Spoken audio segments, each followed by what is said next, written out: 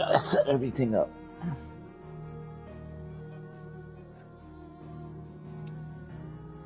Go ahead.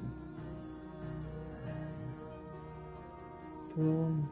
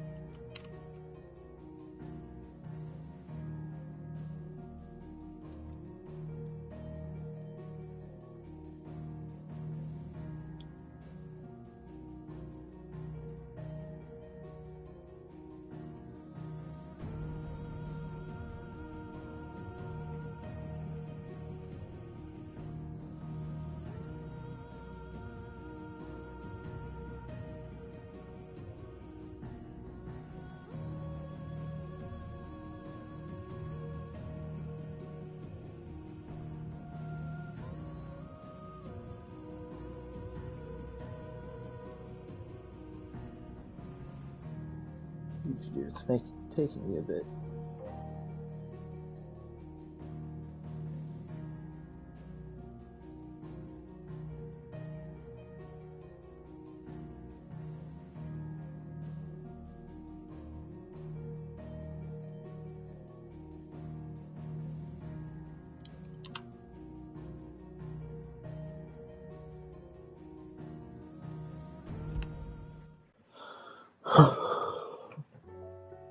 Okay, what was I doing? I gotta speak with Otto, and I gotta do those missions and hunt, is what I said I'd do last time.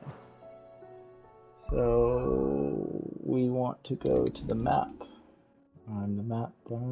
Oh, I can't do any of that yet. Alright, I gotta talk to Otto. Things fall apart. Did you see the pair that got hauled into Tyre? We just had the epic fight with Bahamut.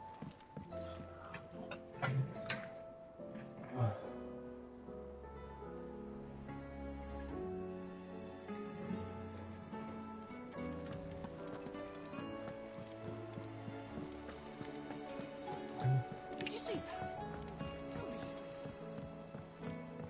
There's talk of these skies driving. We don't know skies then. Otto, how fares the realm? The realm? Oh, she's just fine. As long as you look past the fact storms out mother crystals and her skies are a roiling cesspit. And Gav? He's with your uncle in the Free Cities, helping Mid with her project. Sent an owl their way the moment the winds turned foul. Still waiting on a reply, though. Do you have any good news? Well, that depends on your definition of good. All right, fine. What do you suggest we do? Oh, no, I'm just a messenger. I leave the scheming to those more suited to the task. Could be that Lady Vivian and Old Tomes have their own thoughts on the current state of things. Could be that they don't. It certainly can't hurt to ask. I suppose not.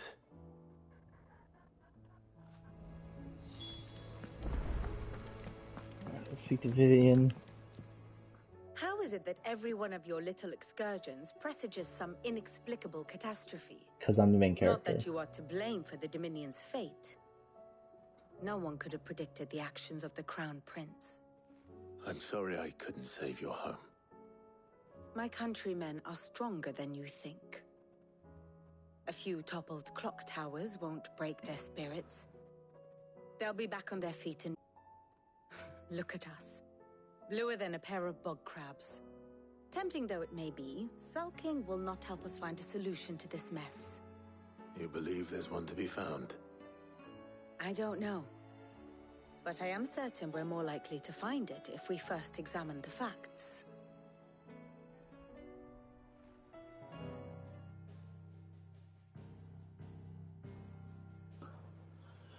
Beneath these darkened skies, fear and confusion reign over Valisthea. Oh, the lands around the fallen mother crystals had already begun to wilt for want of ether. But not like this. Crystals that filled wells and fueled furnaces, now nothing but pretty shards of rock. And those that hang from the people's necks cast nary a glimmer of light to keep the dark at bay. It is only a matter of time before the common folk convince themselves that the end of days is upon us. Yet I fear a swift end is more than we can hope for. While most of the world thirsts for ether, the remainder drowns in it, spawning Akashic in droves. And amidst the hordes of mindless beasts, with magics as like to fail as function, even the strongest nation would falter. Rosaria and the Iron Kingdom teeter on the brink of collapse, while the tragedy in Twinside has all but paralyzed the Holy Empire. Dalmekia fares little better. Rumor has it the ministers fled the capital after the fall of Drake's Fang, leaving their beloved republic to crumble. Waloed, meanwhile, moves in earnest. The Einherjar has been sighted off-storm. The world, in short, is in chaos. It would seem our civilization was nothing but a castle of sand, to be washed away at the whim of the waves.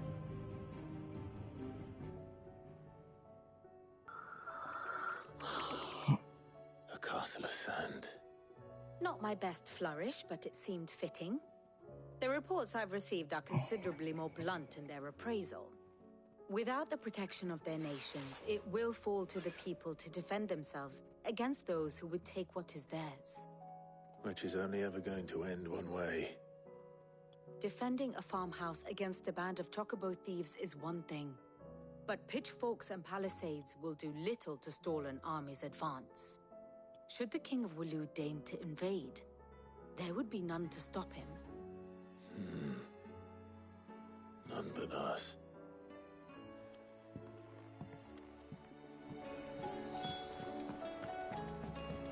Okay. It's sounding like they need a leader to rise up, you know, Clive Rosfield. Or the moon, for that matter.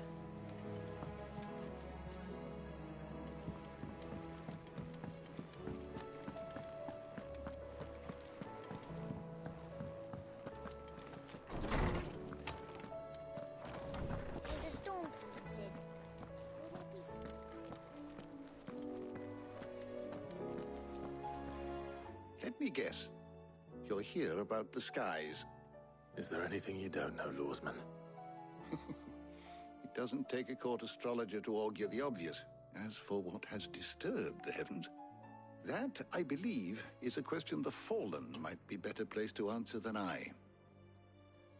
And on the 6th day did the gods tear the sun from the firmament, visiting darkness upon their prideful sons and daughters. But I dare say you remember your childhood lessons on the sins of Zemeckis only too well. You think they're connected? That Ultima was one of the gods responsible? Well, he has certainly exhibited powers that we mortals would associate with the divine. There is nothing divine about him. But he wouldn't be the first god of whom that could be said, now would he? Yet for all the fairy tales that tell of the sins, there is almost nothing in the way of actual historical accounts. Had I the Journal of Moss the Chronicler, I may have been able to tell you more, but alas, I fear all remaining copies have been lost to time. You will forgive me, I hope? Certainly not. Because there is nothing to forgive. Even without this journal, you've provided us ample wisdom. And we will always be grateful for it. Perhaps Otto will be more inclined to share his thoughts when he hears what the others had to say.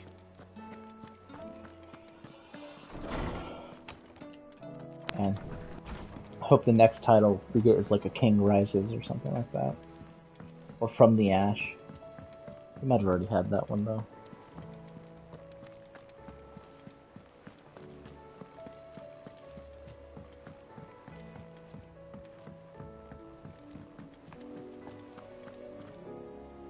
Clive, we have a problem. Only one. That would be a first. It would. Actually, there are 3. We had as many owls arrive while you were at the shelves. Martha's got a Kashyyyk out her gates, and talk of monsters roaming the hills outside of Northreach has put the wind up Isabel and her lot.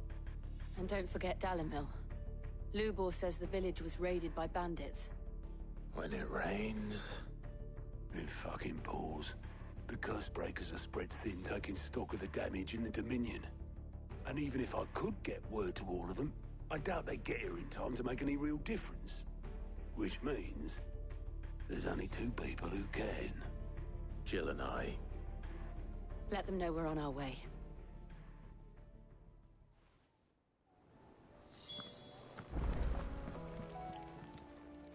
How are you doing? Quick look.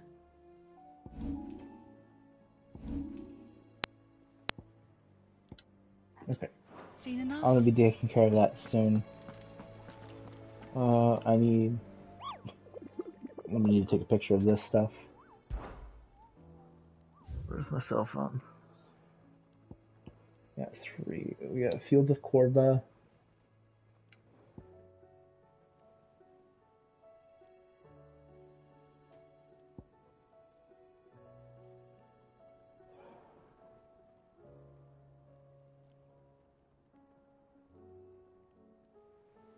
Coast of Port Isolde.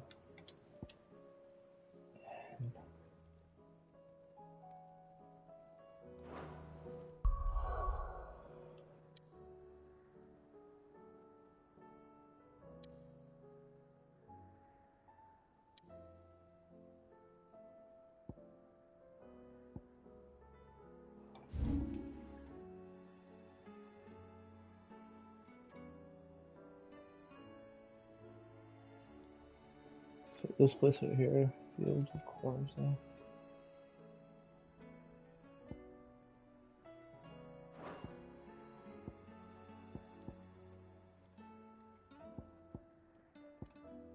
Port Isolde. And send it back.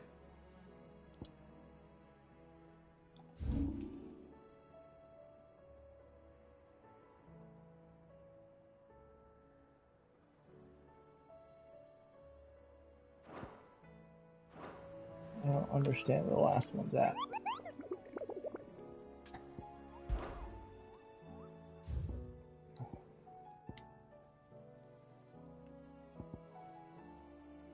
Wait,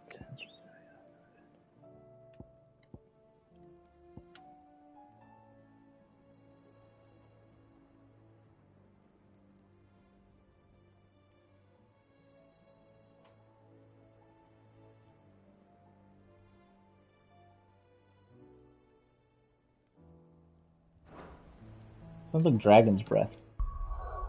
Okay. Dragon's breath is over. Was over here. Let's go to Port Lizalda first. And then we'll check the fields.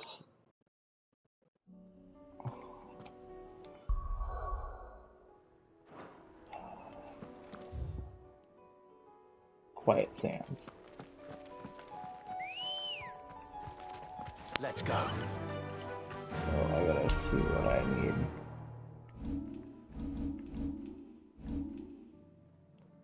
What can I spend this on? Not enough for that. Okay.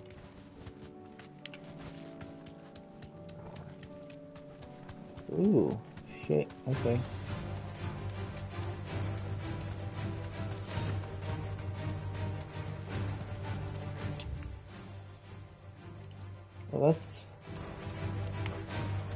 Well, that's interesting. That used to be a shop. Time to fight.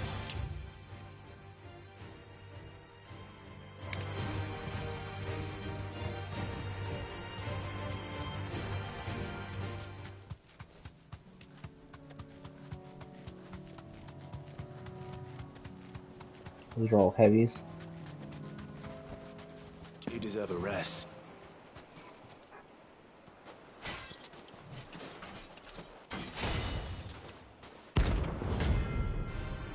Magnet Brothers.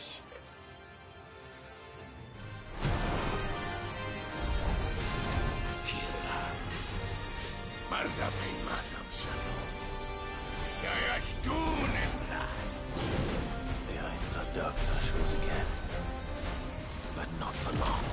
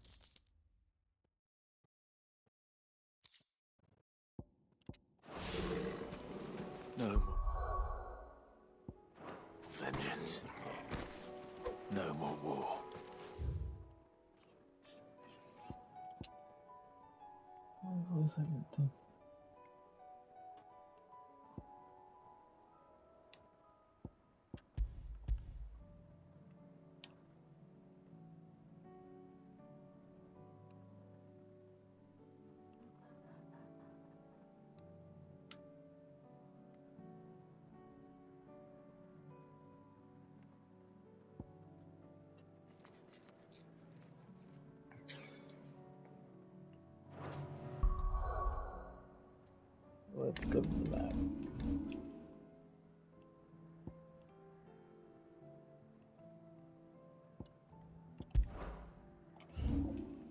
Because I want to go to here.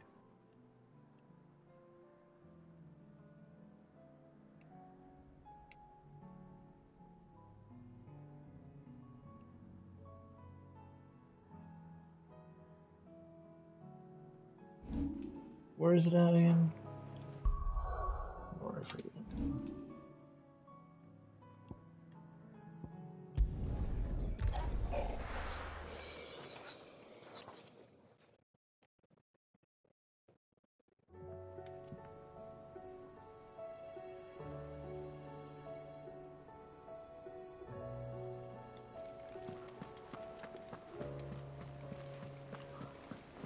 Did you see that?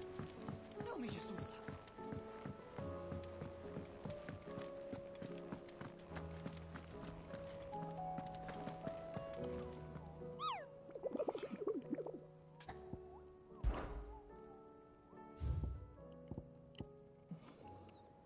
The Mir de Malkia.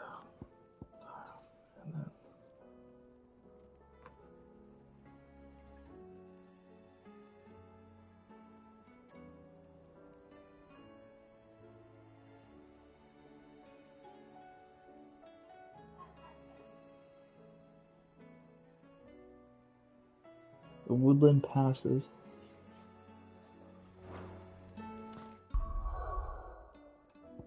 Well, because this is the Empire, so it's got to be up here. But let's look at this one.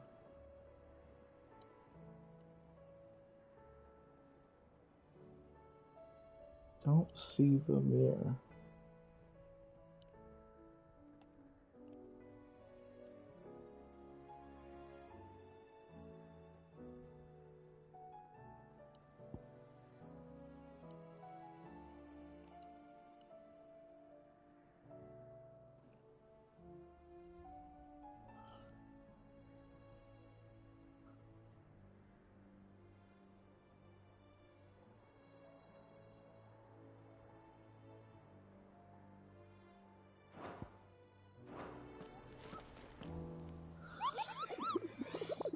Let's be.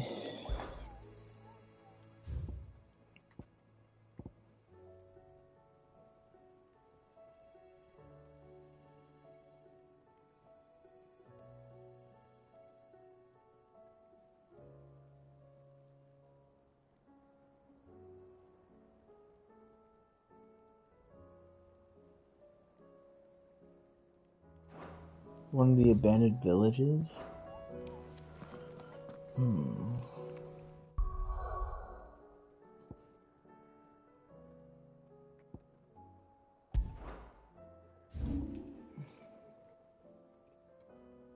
So this looks like an abandoned village over here. So let's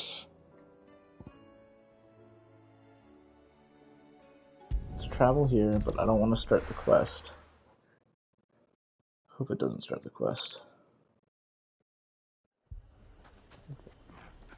Oh boy. Yeah, I'm not doing that just yet.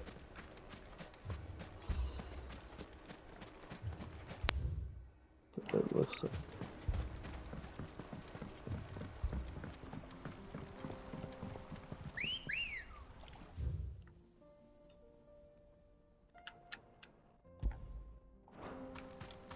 Let's go.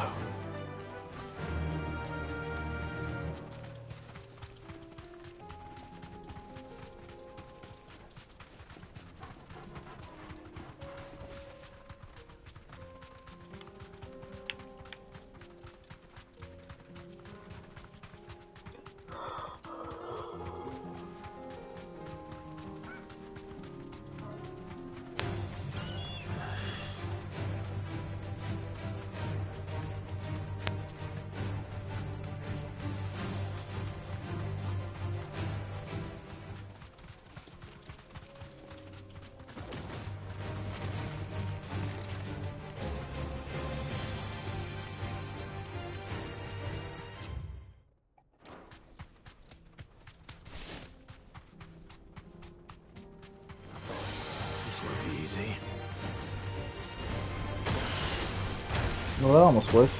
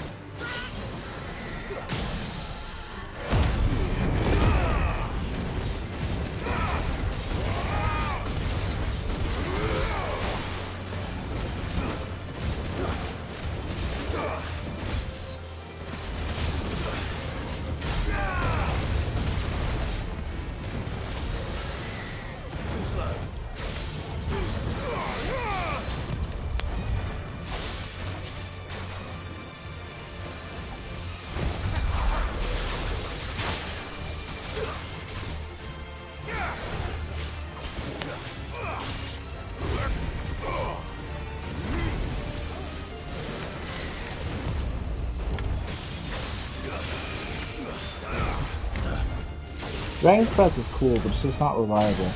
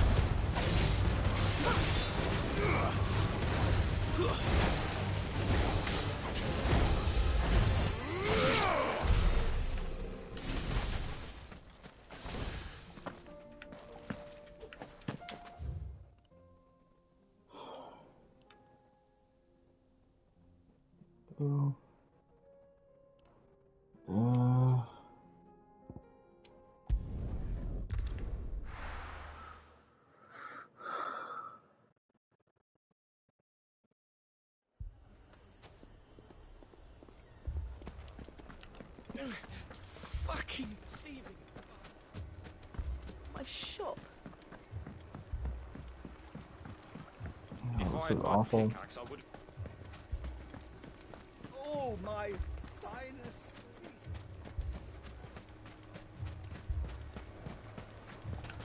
Are you looking for something in particular?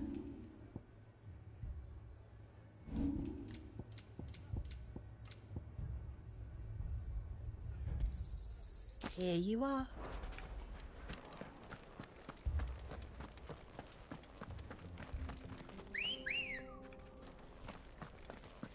Ready, go?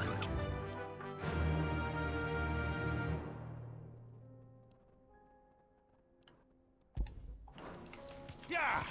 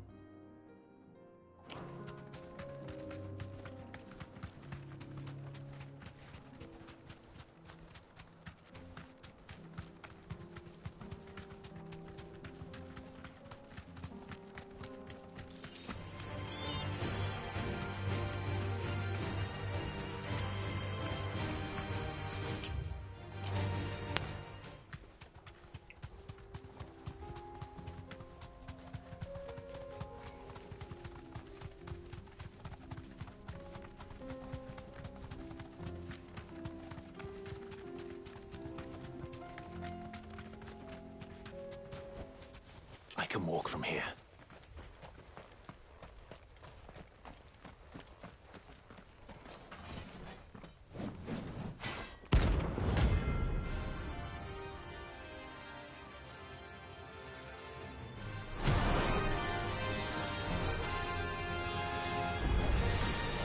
Another god's forsaken soul, eh? Only those who have nothing. So empty your pockets.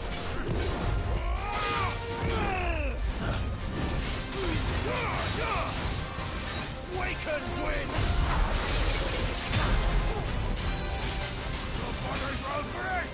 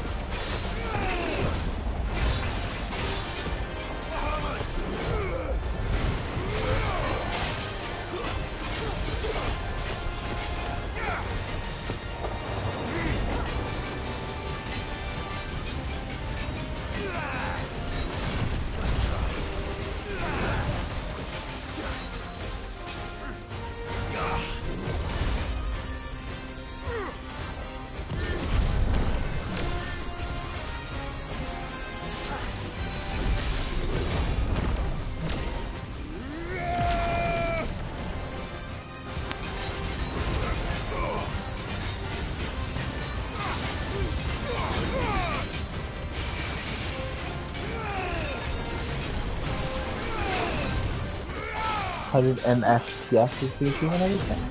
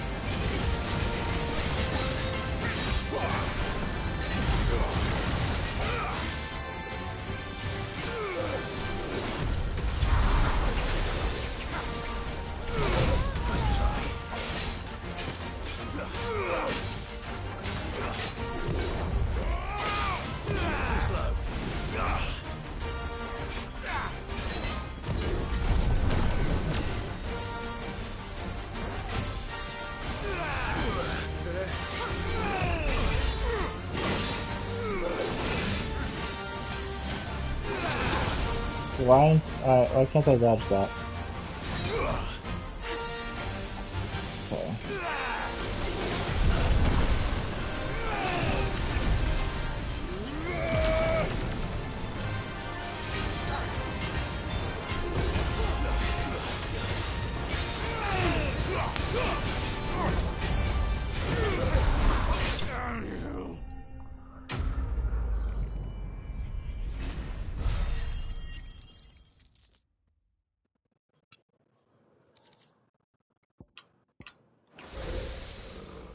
deserter turned outlaw.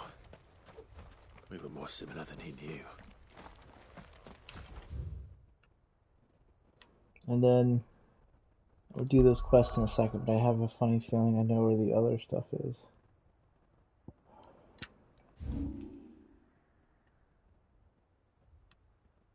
So it goes to Woodland Pass.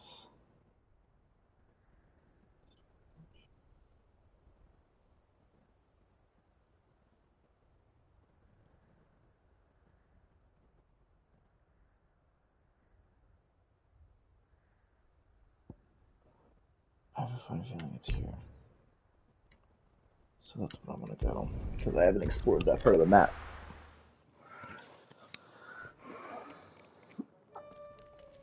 And this is Woodland.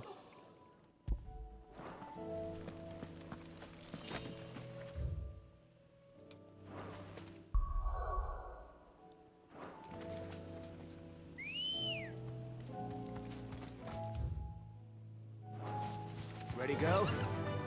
Run like the wind.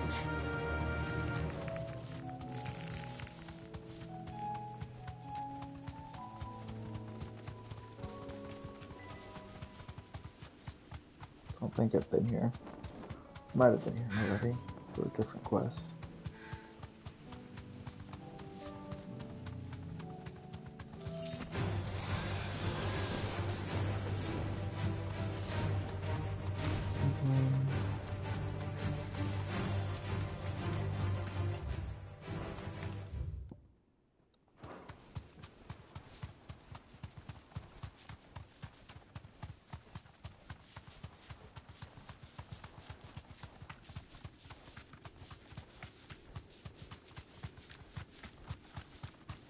There's fog.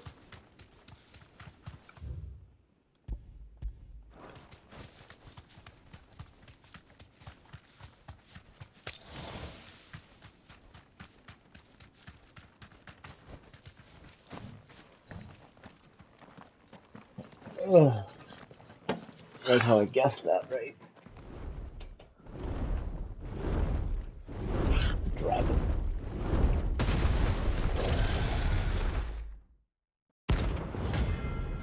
Sabrog. Bizarre. Huh. Found her. This beast isn't to be trifled with. Oh boy. Oh boy.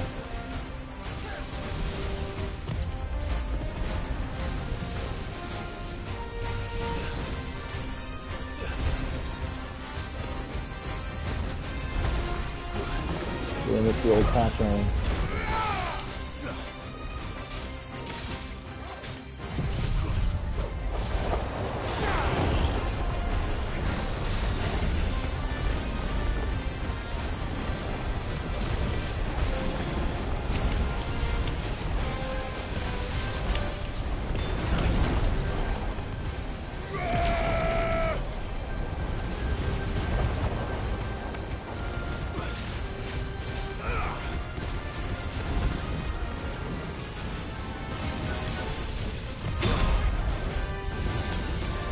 That hurts a lot.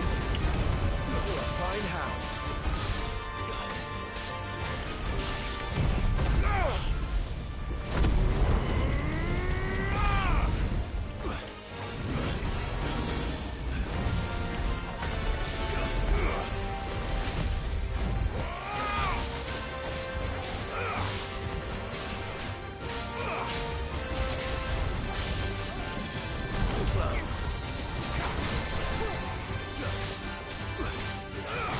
Fire and flame.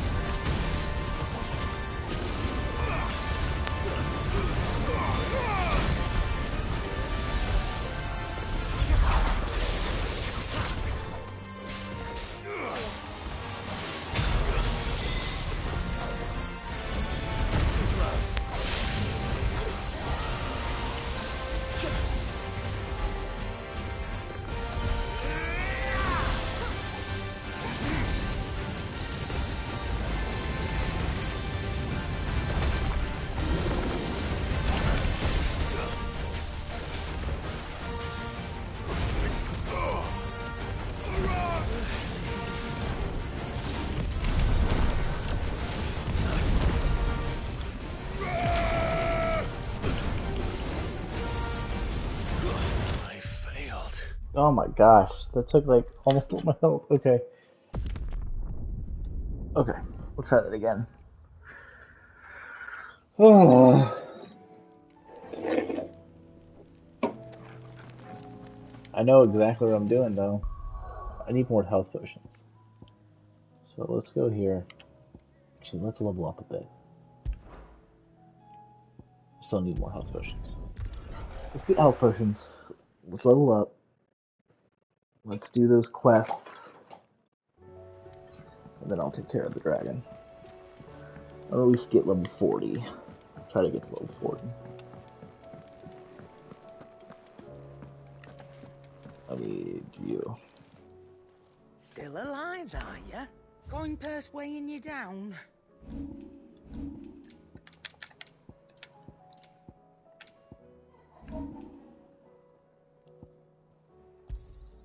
I'll be thankful you got that much.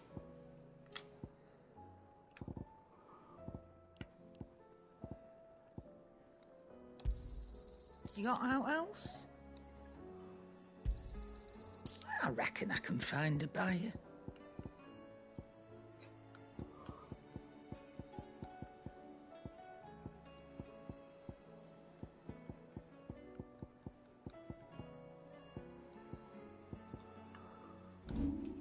Finished, are you? Oh, I need to buy potions. Clive. Go on, then. Oh, I get maxed out my potions. Okay. See, can I upgrade my equipment any Trouble with your further? gear, or what do you want?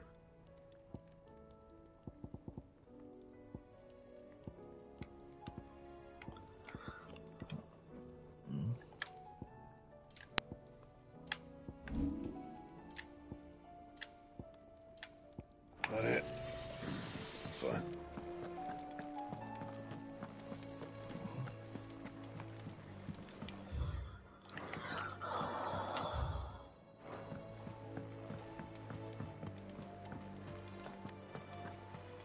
Let's take care of these side quests.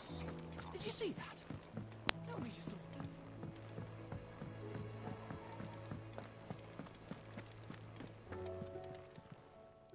How are you doing? Here you go.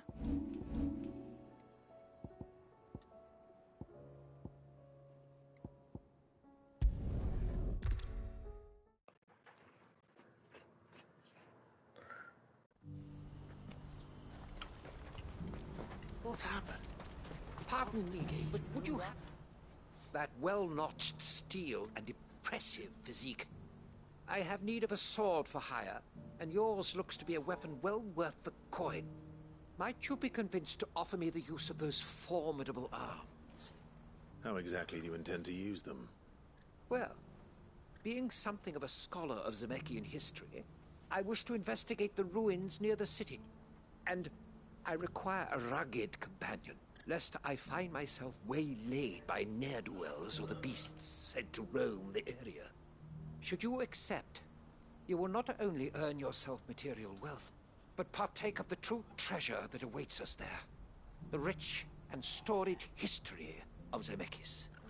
Well, were you ever party to a finer proposition? My arms are yours. Wonderful! Then come. We must away. But where are we going?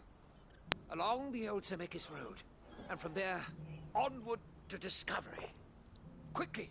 There is not a moment to lose. Wait. Good luck with your ne'er-do-wells.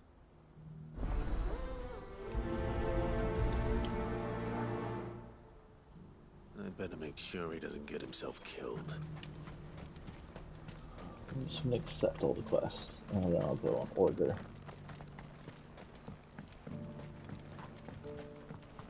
Do you have any fresh water?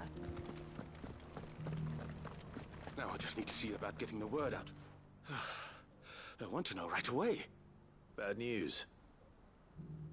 Good, actually. Something worth celebrating for a change. Only trouble is, the serving girl's still new to the job, so I can't leave her while I go and invite those I'd like to celebrate with. What exactly are you celebrating? if you don't mind me asking? I've come by a particularly fine bottle of red. A Gotan 66, no less. Gotan Rouge is the only good thing to have ever come out of the Empire. And most wouldn't part with a 66 if you held a knife to their throats. So I've heard. Oh, so you know of it then? Clearly you're a gentleman of taste. A gentleman who might sympathize with my predicament, perhaps? Would you pass the good news to a few friends of mine? I'll give you a little something for your time, of course. Sounds simple enough. So you'll do it? Marvelous. Thank you. You won't need to go far. All three of them should be right here in the market. There's Aldrich the porter, Milan the butcher, and Bolek, a guard over at the north gate. Three of the finest fellows in Boklad, if you ask me. Tell them to come to the tavern when they finish for the day. Stop by again when you let them know, and I'll give you your little something. I'll be right back.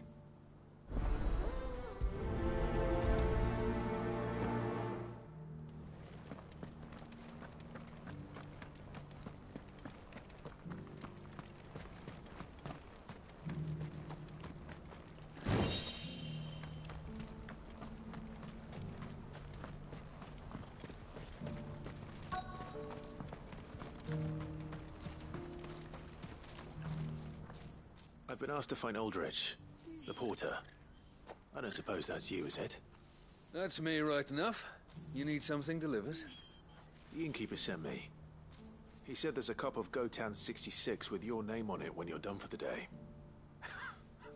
A 66? Look at me. If he's just got hold of it now, it must have been in the crates he had me carry down from Sanbrek. From the Empire to Boklad. You must be a braver man than most. That's a treacherous route at the best of times. Such is the porter's lot. There's not a patch of storm these feet haven't traipsed across. It's Oriflamme one day, then off to Canva the next. The farther you're willing to go, the fatter the purse. Which is why there's no shortage of competition for some of the longer routes. I'd say I've done enough for today to earn myself a cup of something tasty. Thanks for letting me know.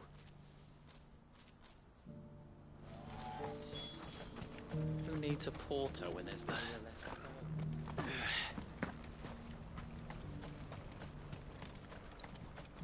Please, a piece of fruit.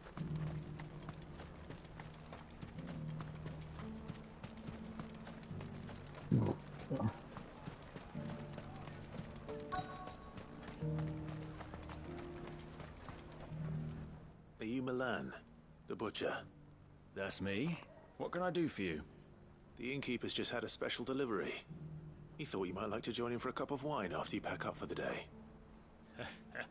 He knows me only too well. And I've got a ham here that will go handsomely with a nice drop. Wine and ham to spare. Boklad clearly isn't suffering then. Comes with being the place everyone has to pass through to get to everywhere else. Those who travel the Crystal Road bring all manner of goods with them. We get meat from Sanbrek, herbs from Rosaria. Why, sometimes we even see curiosities from across the Narrow. Or rather we did, till not so long ago. These are lean times, and even Boklad isn't the bustling trading post it once was. Still, there's no point dwelling on it. Better to live life while you can, eh? And on that note, it sounds like there's a cup of wine needing my attention. You'll buy something, won't you? Please. You've raised the price.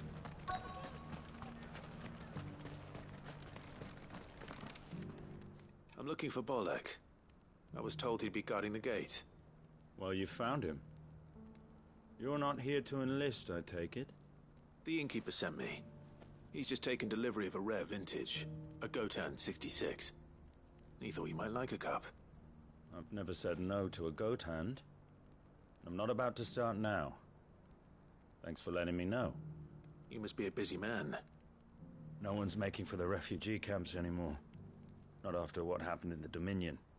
Meaning, they linger here instead. I spend more of my days moving beggars along than I do manning these gates. What gets to me are the gangs that prey on the poor sods. As if they haven't suffered enough. Some days you can't help but wonder what the world's coming to. You know what? That wine's sounding better by the moment. Well done. I wonder if if the innkeeper might spare a cup of that wine. I think I told him the wrong thing.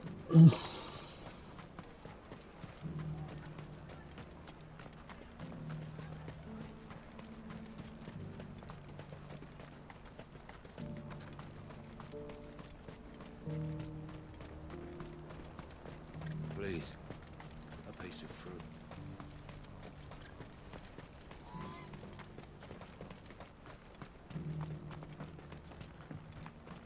Do you have any fresh water? I spoke to your friends. They'll be along soon. That's fantastic news. Thank you kindly. It's been a while since we all sat down together.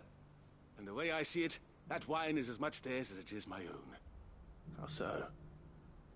Well, I wouldn't be serving anything but slops without Aldrich to go and fetch the good stuff for me. And then there's Milan, who always sends customers my way. And Bolek, an even-handed keeper of the peace, if ever there was one. Those three are the backbone of Boklad. Lose any one of them, and the market would soon fall apart.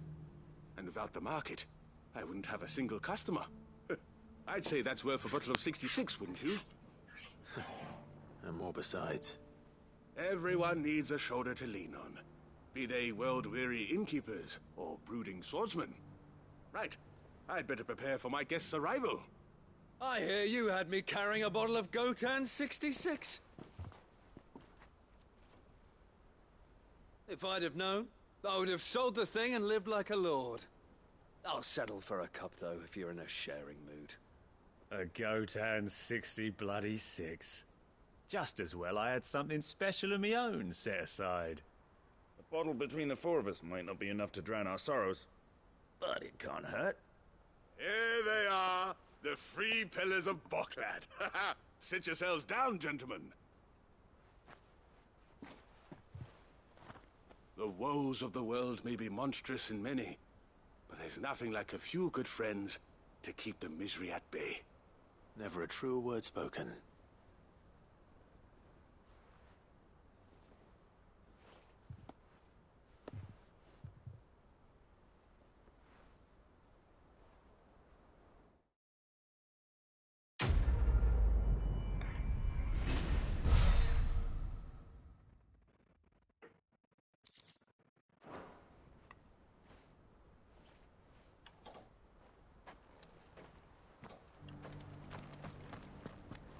Do you have any fresh water?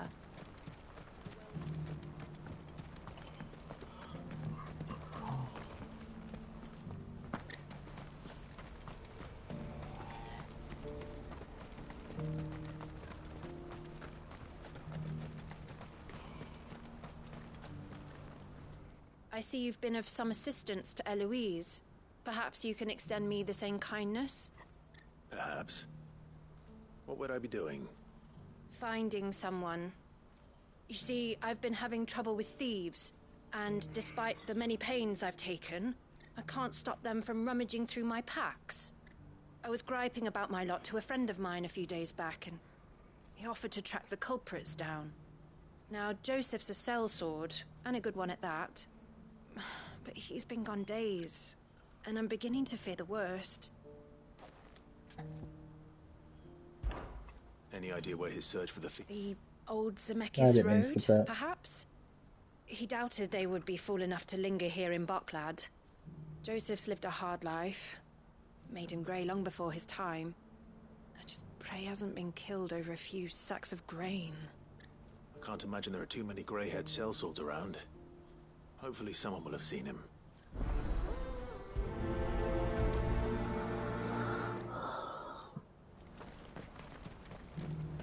What I wouldn't give for a hot meal. Looks like this is the end of the road for us. When are they gonna let us through? What do you want? I've no coin on me. Just information. Has a sellsword passed through here? Grey hair. Now you mention it. There was a young man with salt in his mane sneaking around out there a while back. Which way did he go? How am I supposed to know? Buggered off down the road, I expect. Now why don't you do the same? and leave me be.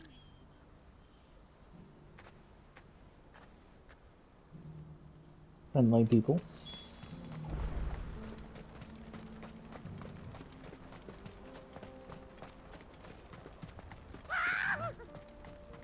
Why am I not surprised? You'll hand over your coin if you know what's good for you. Waken winds!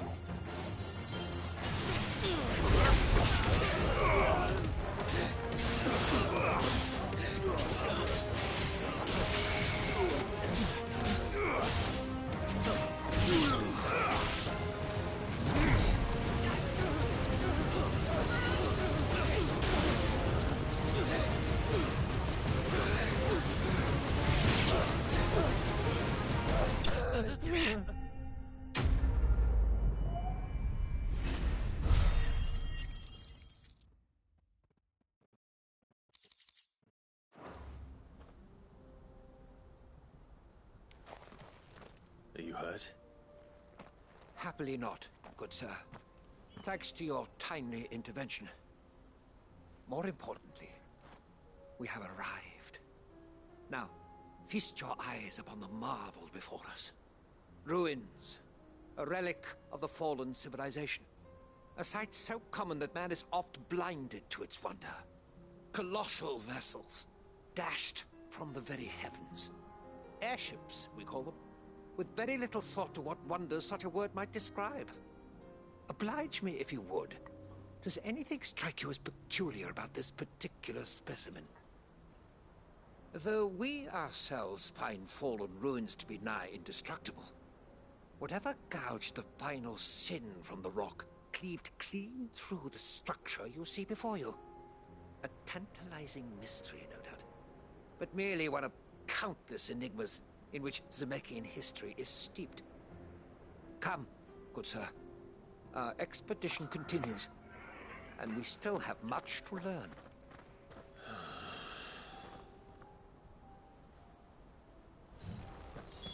He's passionate. I'll give him that.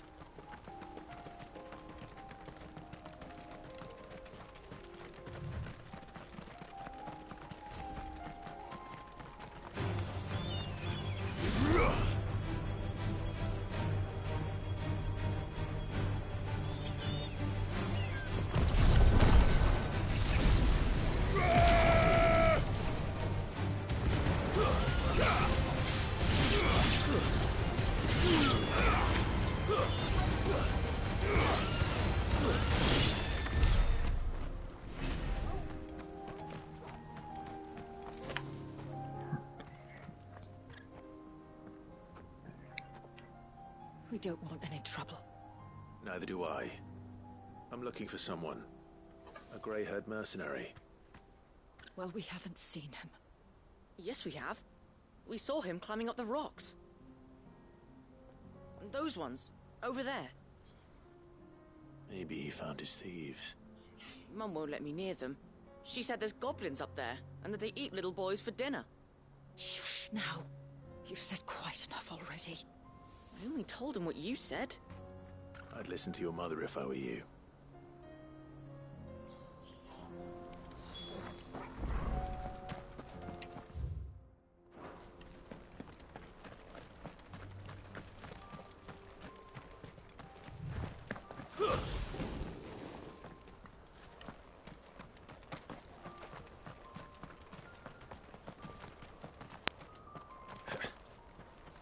Did Joseph's thieves really lug their stolen wares all the way out here?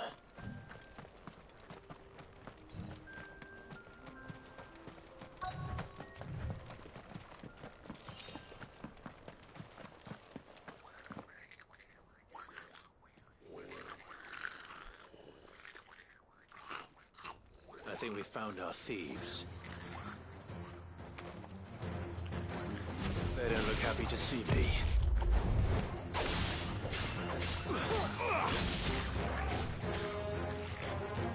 Nice try.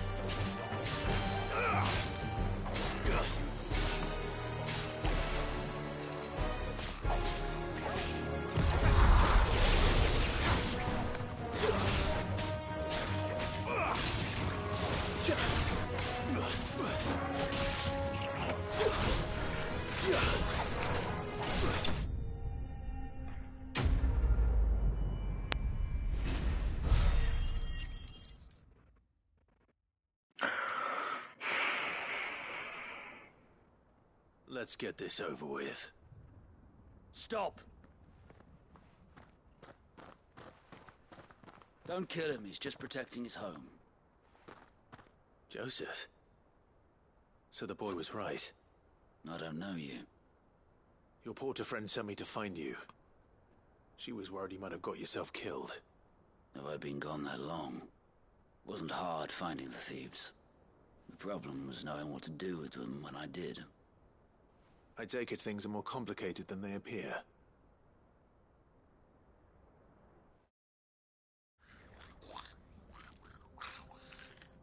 I'd all but ruled out bandits before I even left the market. You know why that is? Because our thieves had no interest in gold or gems, or anything they couldn't eat for that matter. Add to that the rumors of goblins in the area, and the mystery practically solved itself. I soon found their cozy little homestead, and all the missing food. I launched myself at them, full of righteous fury, but their leader was the only one who moved to meet me. The others, they huddled around that food, ready to die protecting it. They stole because it was that or starvation. I've been there myself, back when times were hard. So you spared them? And earned their trust into the bargain by the look of it. These goblins aren't native to the area. They don't know how to survive such barren lands, so I've been teaching them. And once they've learned to hunt and forage, they won't be fool enough to risk their necks in Bocklad. I'm impressed. I didn't know goblins could be reasoned with. Do me a favor. Let the porter know I'm safe. I'll head back to the market once my work here is done. Oh, and don't mention the goblins. I don't want people coming here brandishing pitchforks. Not now this lot have sworn off thieving. Your secret's safe with me. I appreciate it. Thank you.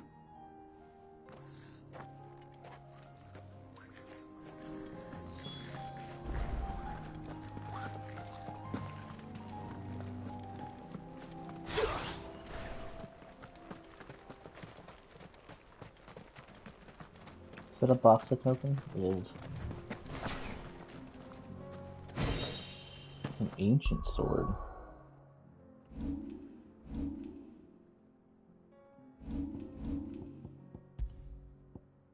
Oh, it does way less. Does it look cool? What does it look like? It looks kind of dope. I like this one though.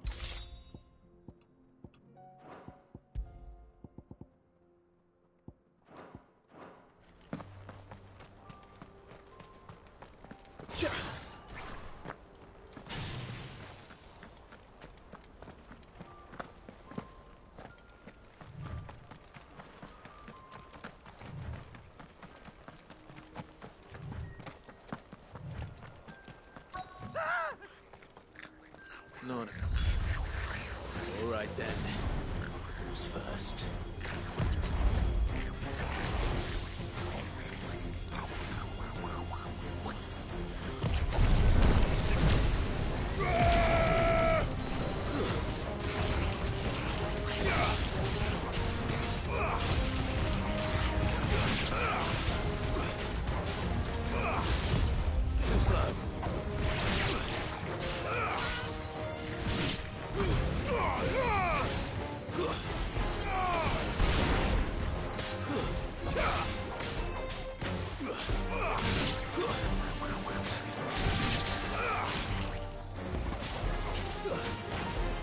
Stay down!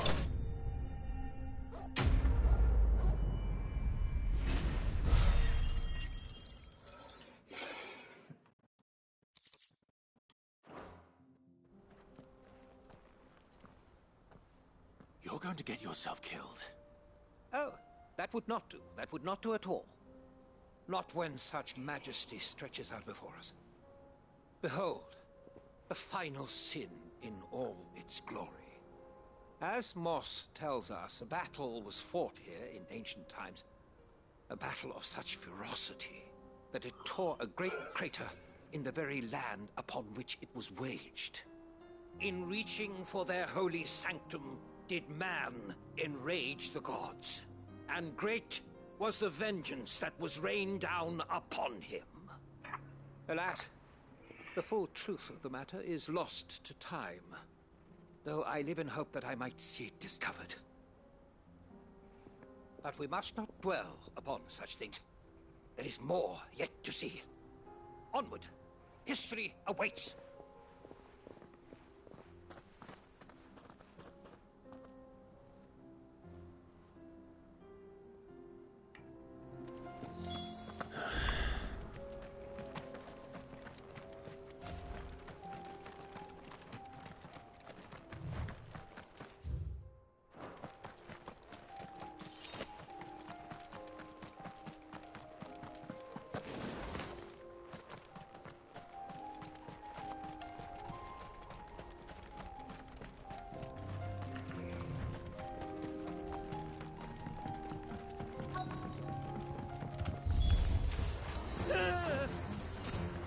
Oh no.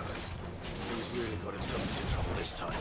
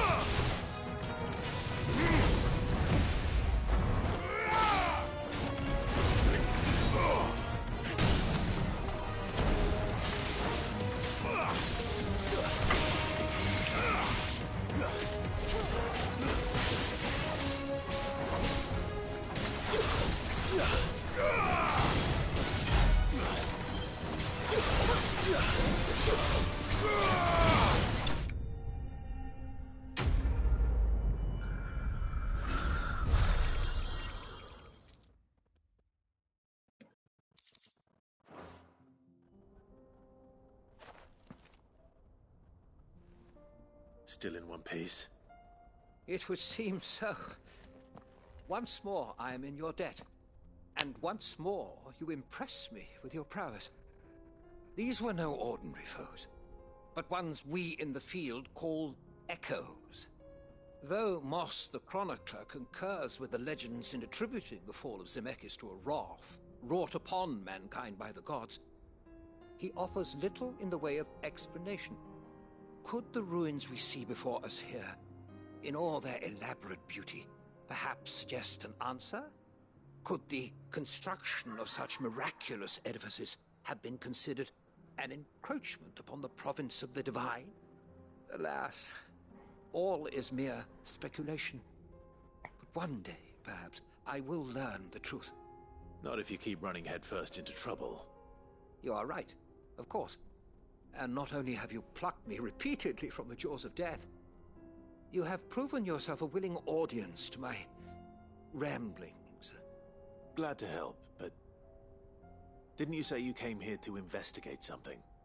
I fear I may have rather overstated the case on that front.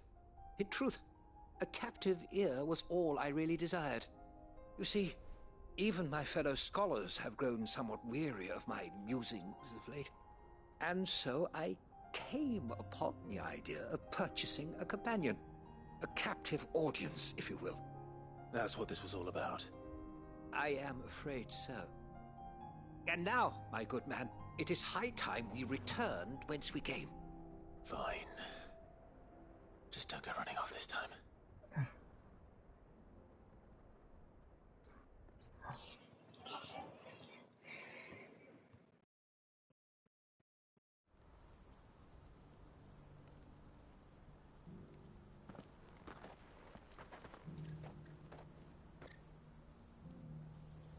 And so ends a delightful day. Here, your reward for humoring my selfish whims, plus a little extra for the trouble I have put you to.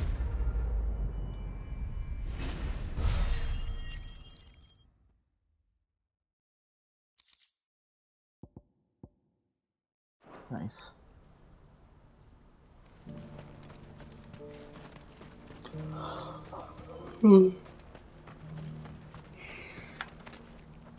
Joseph's fine. He'll be back once he's tied up a few loose ends. That's a weight off my shoulders. He certainly knows his business. He found your thieves all right. And I dare say they won't be coming back. A good man to have around, that Joseph. And if he says there'll be no more thieving, that's good enough for me. Thank you for putting my mind at ease. Here, for your troubles.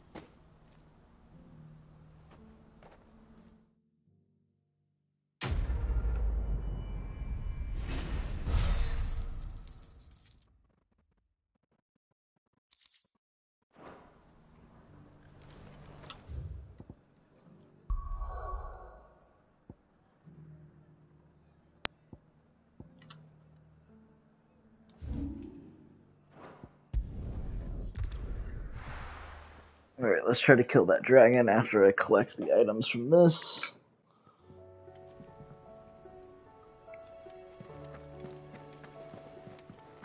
I don't want to see any more of our friends hurt. There's barely been a shipment in since the skies started boiling. Did you see that? Tell me you saw that.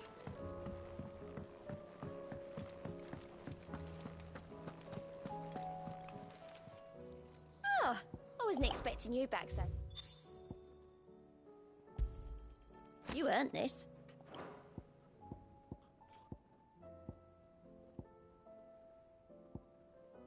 All done?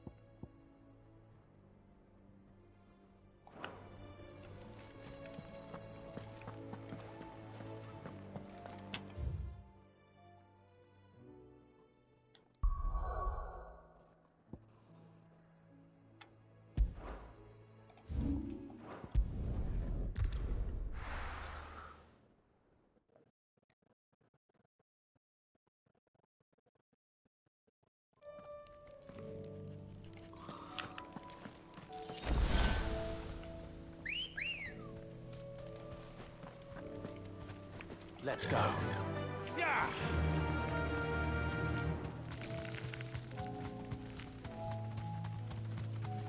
Try this again.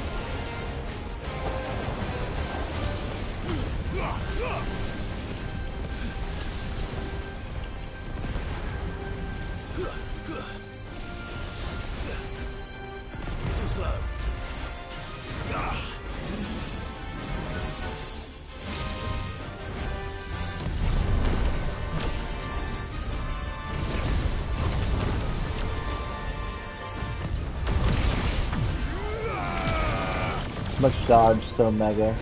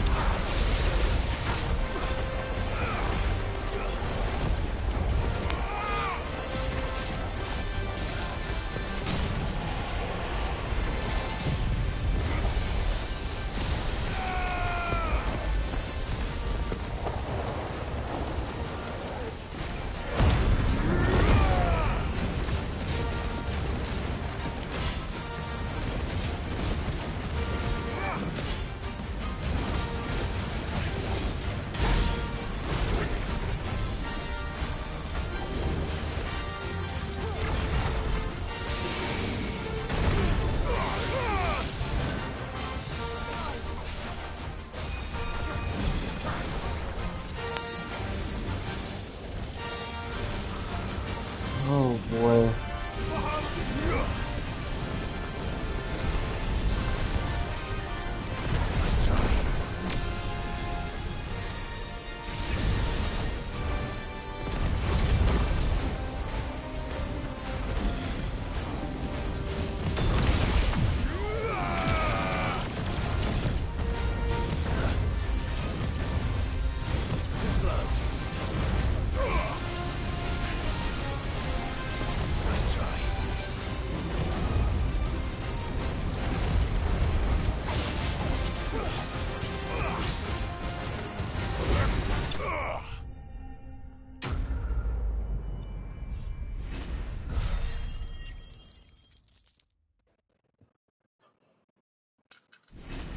Makes oh, 2 whole levels. Hell yeah.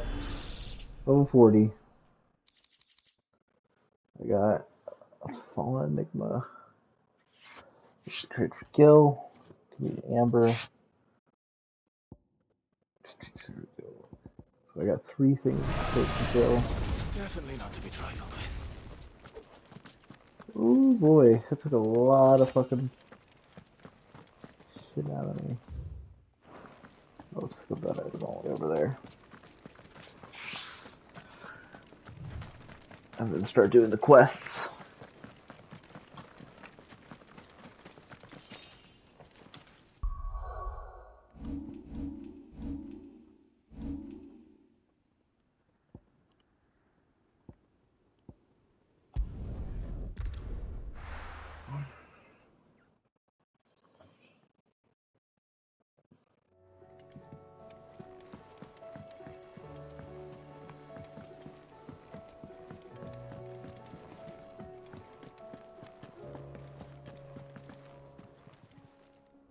Aye, it's a dangerous world out there.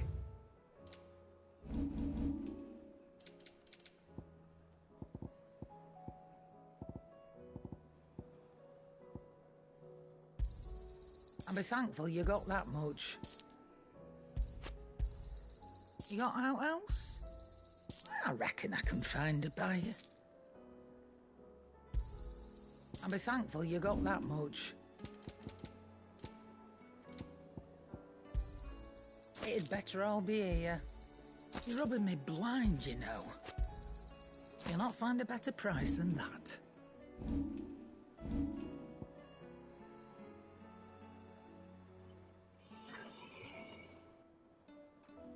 Come again. Or don't. I'm not much bothered either way.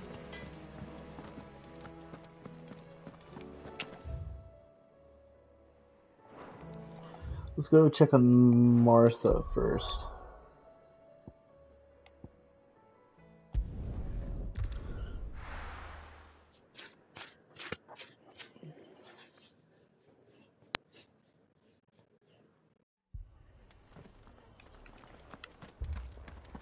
This man's gonna die if we don't get him to a healer.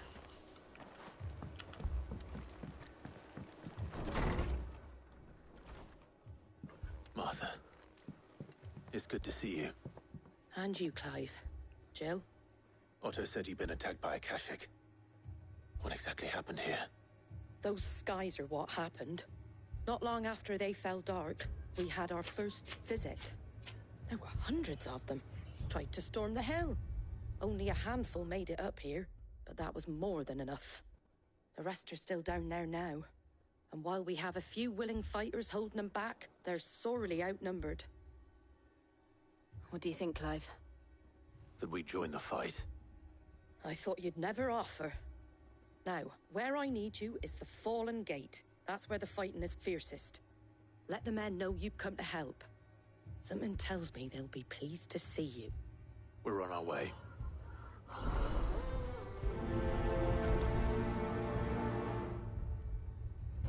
They were too fast. Do you think there were as many as Martha says? More.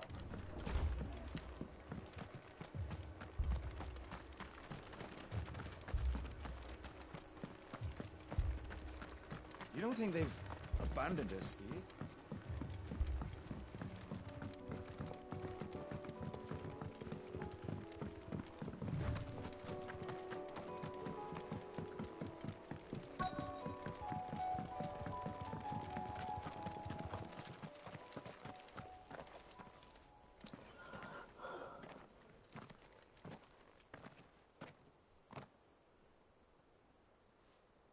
Clive, wounded.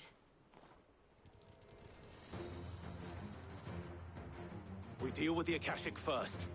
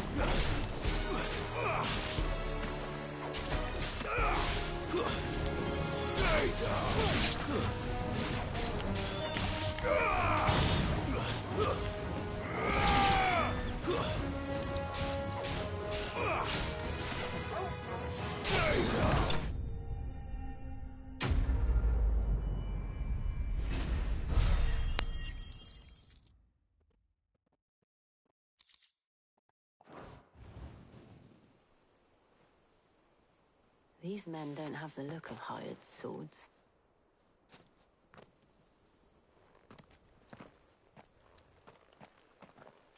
If you've come to rob this place, You are mistaken, my Lord Rosfield. We're here by Madame Martha's leave. how do you know my name? Forgive me, my lord. There wasn't time for introductions.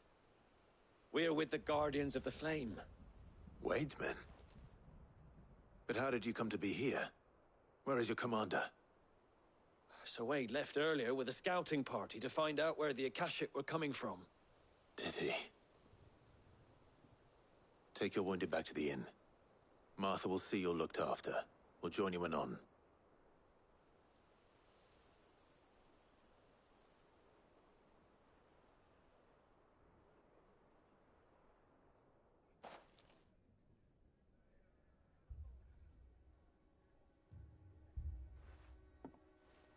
And to think you took them for thieves. A fine reward for holding off the horde, that is. When did Wade and his men arrive? Not long after Rosalith fell. The Guardians asked me to shelter some of them that had lost their homes. They were making ready to leave just as the skies turned, and we agreed it was best we stuck together. Martha! Trouble! The scouting party's almost at the lift, but they got a pack of Akashic snapping at their heels! And they've got wounded with them! They're not gonna make it! Damn it all. We'll worry about them, Martha. You look after everyone here. If any can still fight, send them to the lift. I will. You two be safe now.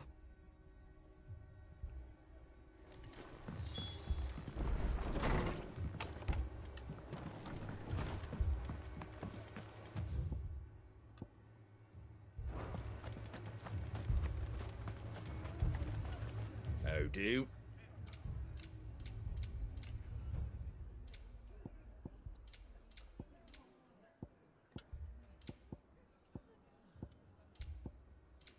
Fare thee well.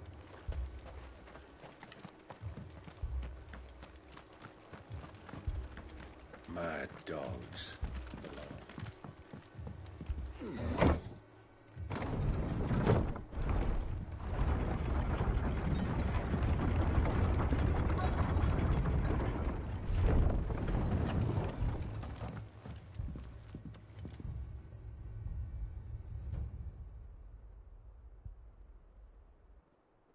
Squire, I need you to get those who can still walk up the lift to Martha's.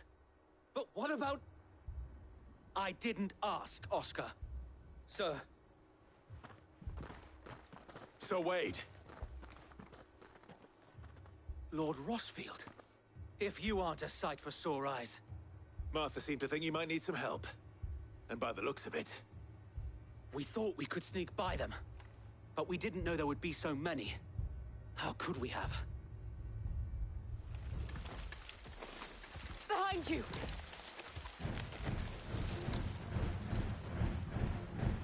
Damn it!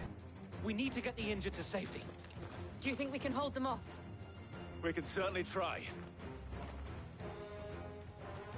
Are you with us, Sir Wade? Always. Then let's do our duty. Fuck yeah.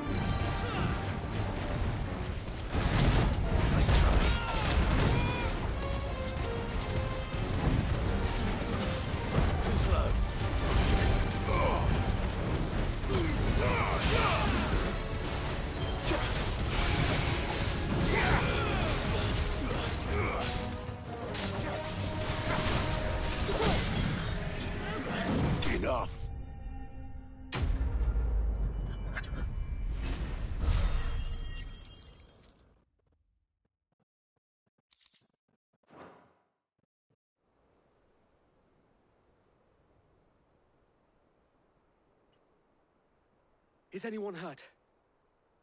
I don't think so. And yet again, you've pulled me from the flames. It's just a pity I keep walking into them. You've never been one to shy away from danger, Sir Wade. Like any shield worthy of the name. I see you're all in one piece. Martha! Is something wrong?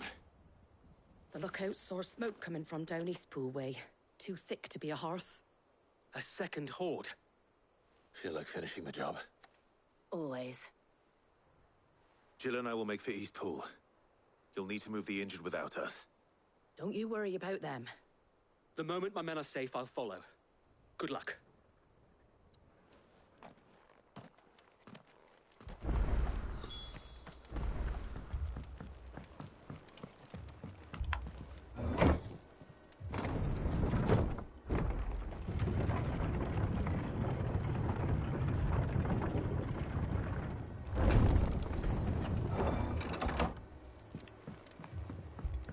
Mad dogs. The lot of them. My brothers. This man's gonna die if we don't get him to a healer.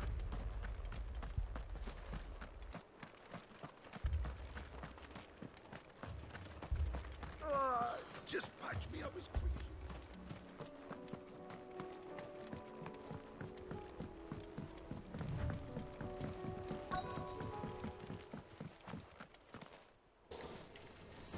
Goblins.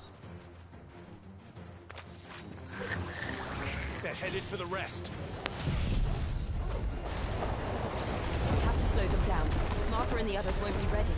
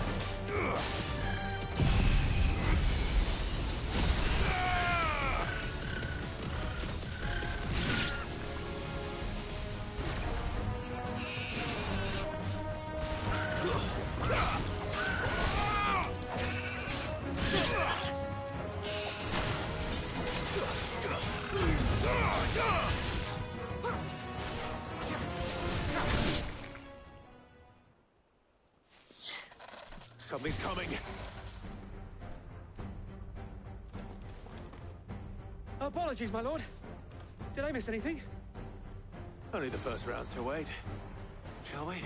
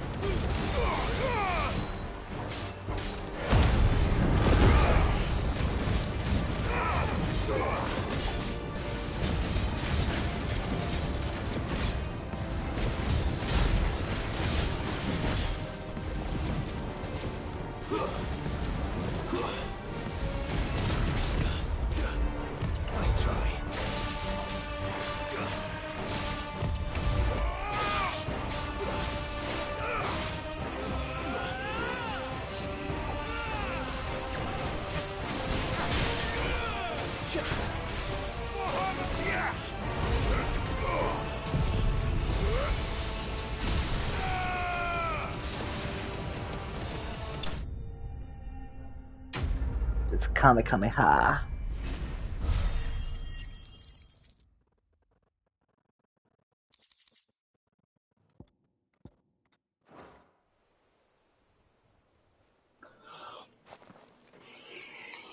Do you see any more? No. I think that was the last of them. But it won't be long before the next lot arrive. Then we make for Martha's while we can.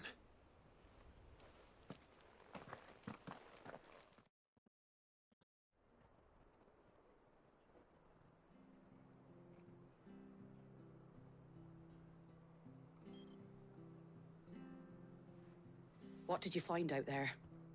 The same as Sir Wade. Scores of Akashic. Well, wherever they came from, they're gone now. Our lookouts say the lowlands are clear. Hopefully we'll have enough time to lick our wounds. How many of your men were injured? A damn sight less than if you hadn't turned up. Thank you. It was a hard-fought victory. But as long as the skies remain dark, I fear the Akashic's numbers are only going to rise.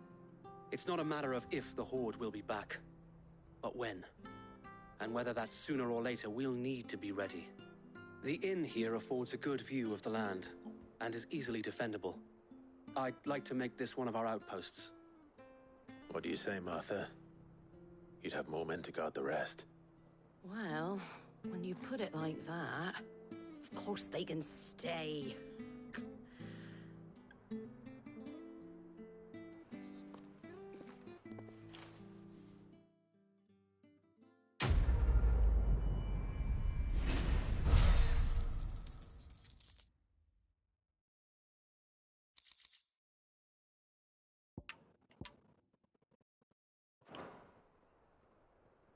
My lord, there's someone I'd like you to meet. Oscar, over here.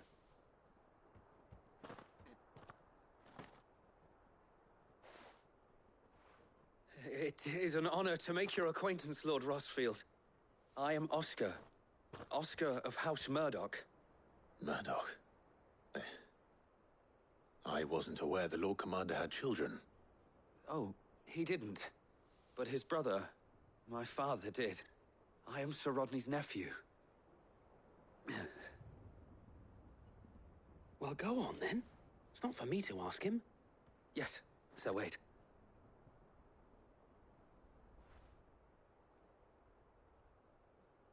If it please you, my Lord Marquis, might you take me as your squire?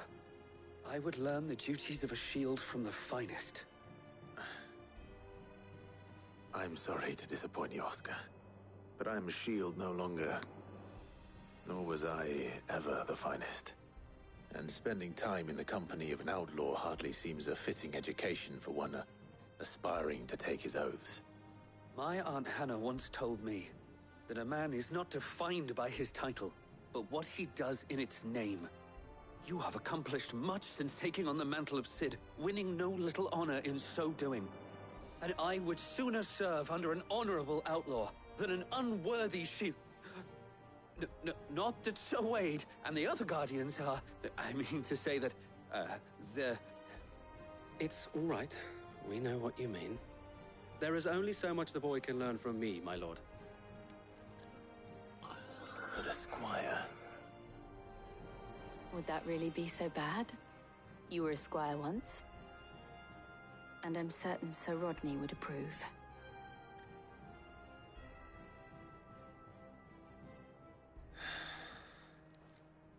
Know that I'll show you as much leniency as your uncle showed me. I would not have it any other way.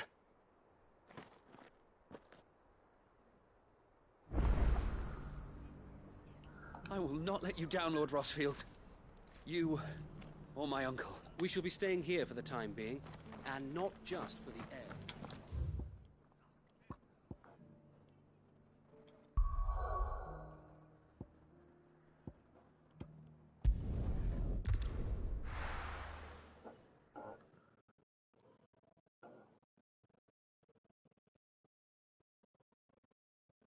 First we find Isabel.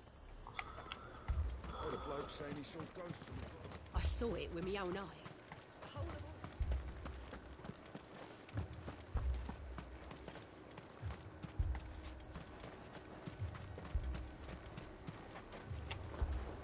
Do you see anything you like?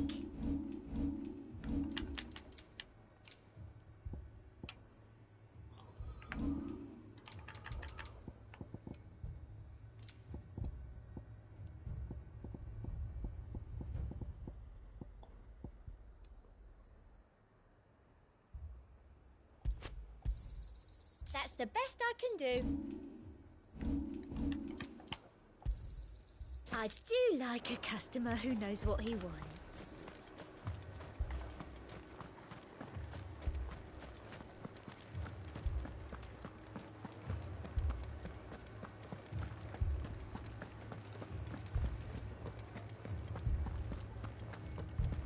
I can't do it.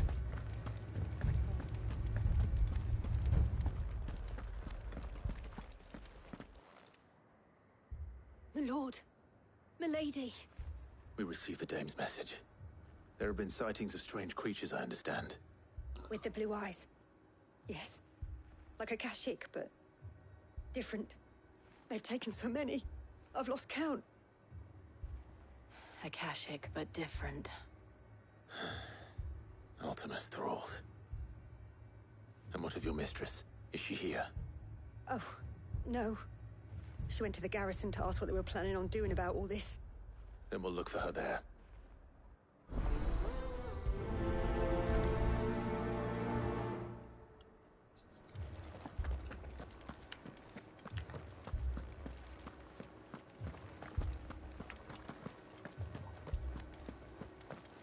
We could leave.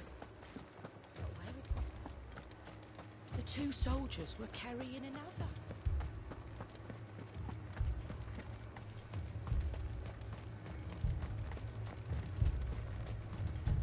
Madame, please! Half the garrison's been slaughtered by those things. We lost the captain this very morning. We've tried requesting reinforcements, but there's been no word from the capital or the Dominion in days! What more would you have us do? I would have you do your duty.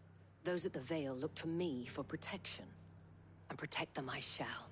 Because they are my charges, and that is my duty. In case you have forgotten, the people of this town are your charges. But more than that, they are your people. Your sisters, your brothers, your lovers. So you have a choice. Lay down your sword and watch as they are slaughtered, or take it up and do what is right. She speaks the truth, you know. This here, it's all we have. It's all that's left. What we have left is our lives! Do you really want us to lose them as well? Not if we don't have to. Look, there's a cask under the captain's bunk. Let's talk about this over a drink, eh? I'm listening. I'll have a word with him.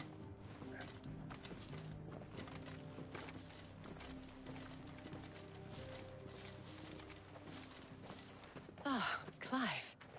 I didn't expect help to arrive so quickly. And sought to take matters into my own hands. It was a noble effort, but I thought you might still need some support. How like you to consider my needs. What we need to consider is where the creatures came from. The way the survivors speak of them, one would think they appeared out of thin air. And perhaps they did. It's hard to know what to believe these days. We'll talk to the survivors.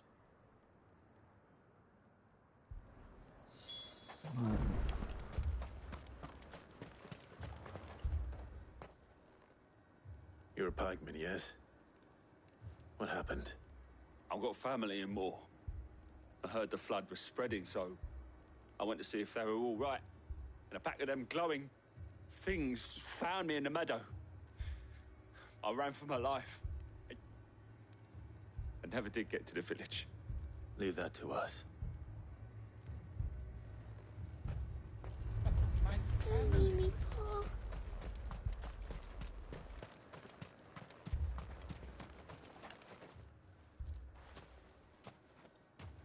Did you see the creatures that attacked you? Creatures? Yeah, they came out of nowhere. They went for Joseph first, then me, and then Then they were just gone. Do you remember where you were? On the road from Oriflamme. We just passed Moor when... Where's my Joseph? It's all right. Just rest now. At least we have an idea of where the thralls might be now. We should head for more. I assume you have a plan? We need to find out.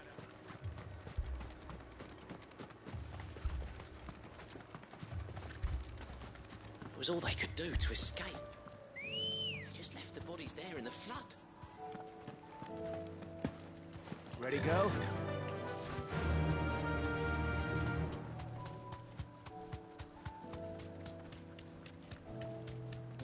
Oh, this is the village that I hated.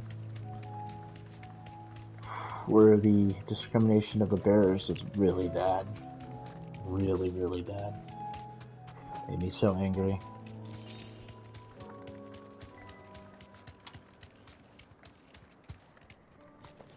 I'm not muted. Muted. Okay.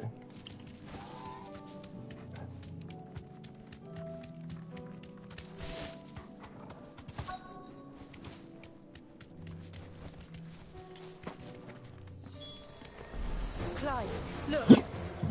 I see them. With me!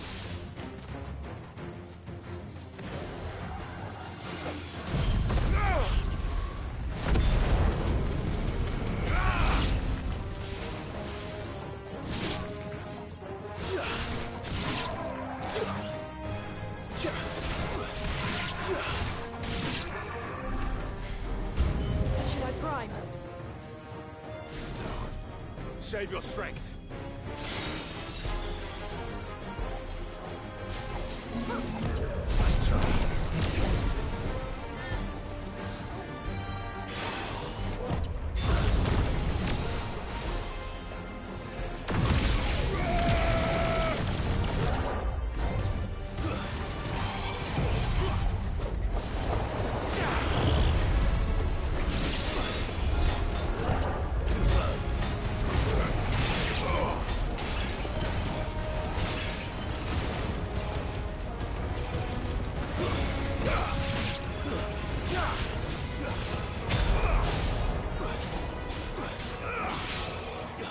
It's over.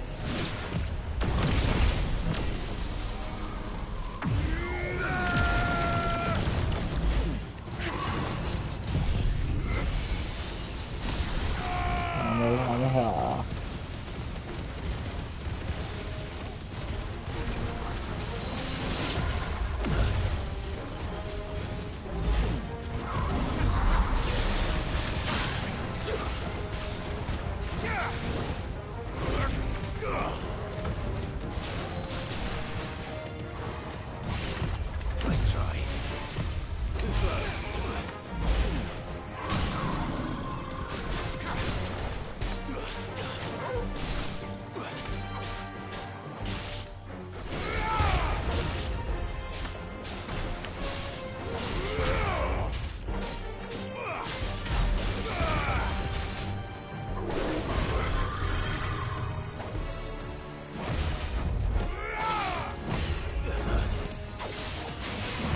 Too slow.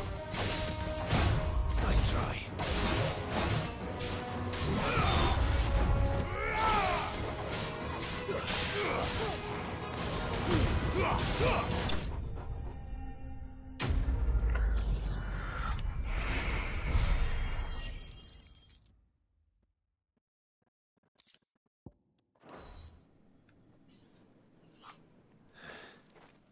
Do you think there are more? There are always more. But I'd say we've done what we can for the time being. Then we should let Isabel know.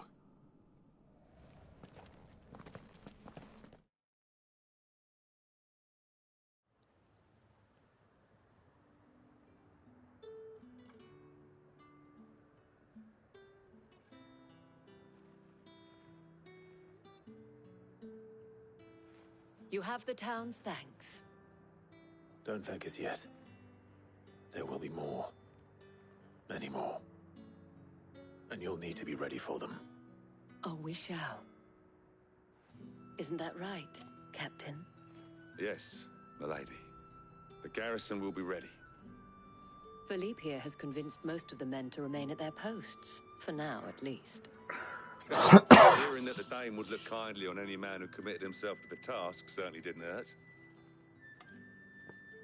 It's not the most selfless of motives, I'll admit. But whatever it takes, eh? Now me, I never needed convincing. I became a soldier to protect the people I love. And the people I love include the ones standing before me. Handsome and chivalrous. Now, if you don't mind, I have sentries to post. Milady.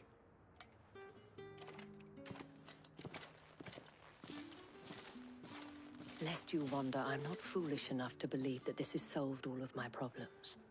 But it has solved one, and that's one fewer than I had this morning. Thank you again, Clive.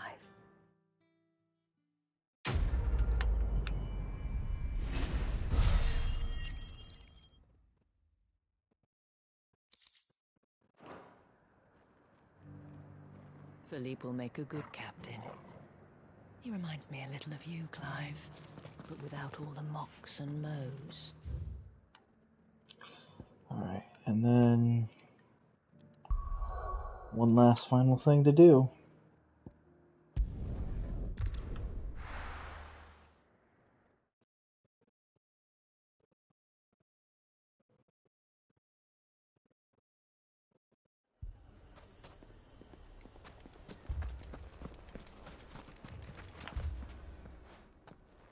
Sid, your new companion appears much more formidable than your uncle. Should I be worried? You haven't been introduced. Jill, Clive has told me much about you. All lies, I'm sure. Your Stolas said that Dalimil has a bandit problem. Indeed. Although, you're a little late. They left with our food and guild days ago. Any idea where they went? The desert's a big place. Your guess is as good as mine. But the fact is, I have more immediate concerns. What did you say to me? What did you say? Ah, as if by magic. Let's just say we've yet to reach a consensus about how to solve Dalimil's little problem.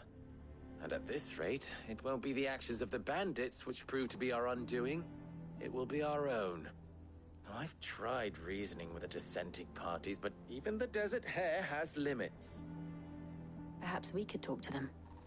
What makes you think they'll listen to us? What makes you think they won't? She makes a fair point, Sid. And you won't have wasted much of your precious time if you fail. They're just across the courtyard.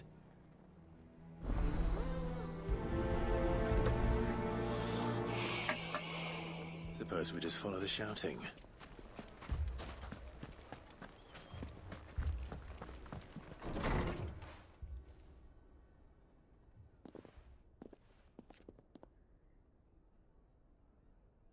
You wouldn't talk like that if it had been your men whose throats were slit. Blood for blood, it's the only way. We hire mercenaries and have them mount the bandits' heads on our walls as a lesson to the rest. And what happens when those mercenaries are slaughtered like your men? Are you going to hire more? We're better off using that coin to buy food and supplies. If we hire mercenaries, the only thing we're buying is the bandits' ire. And you cannot fill empty bellies with that. Do you hear me? But what happens when they come back? Maybe it'll be your throat that's slit. That's enough. Both of you. Any more of this and I'll throw you out myself. Come back when you're ready to talk like adults.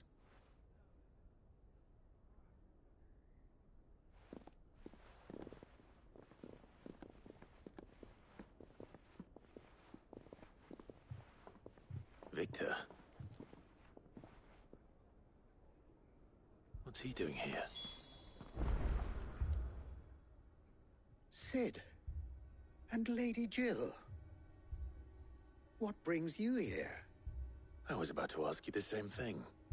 Costness is in chaos, and the markets have all but ceased to operate. The Briar's Kiss here in Dalamil is the only place I can reliably obtain supplies. I was here to do just that when Master Lubor told me of his troubles. He thought I might be able to talk some sense into these fools. But if you're here, I suppose his patience must be waning. Who are those people? Those were the thorns in Lubor's side. And the reason this place might be headed the same way as Costness. It's these accursed skies. The darkness is enough to drive a man to madness. Or an entire city, for that matter. We're still working on the skies. But in the meantime, perhaps we can find a solution to Dalamil's problems. I hope so. For all our sakes.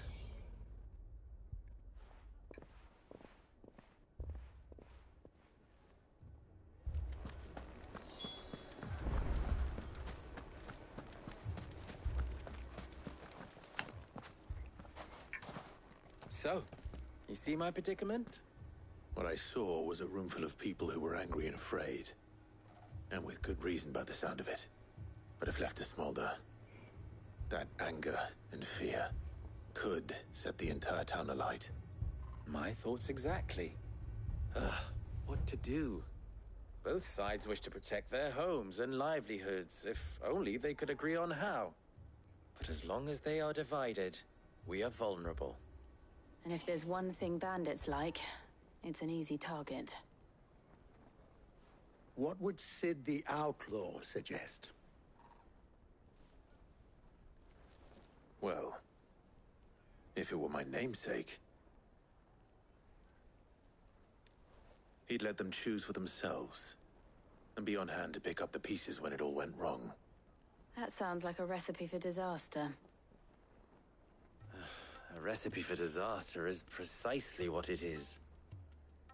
But perhaps that realization would be enough to make them question the ingredients. While it's plain neither Conrad nor Natalie will countenance the other's proposal, it may still be possible to make them doubt their own. Before presenting them with a third option. And that would be?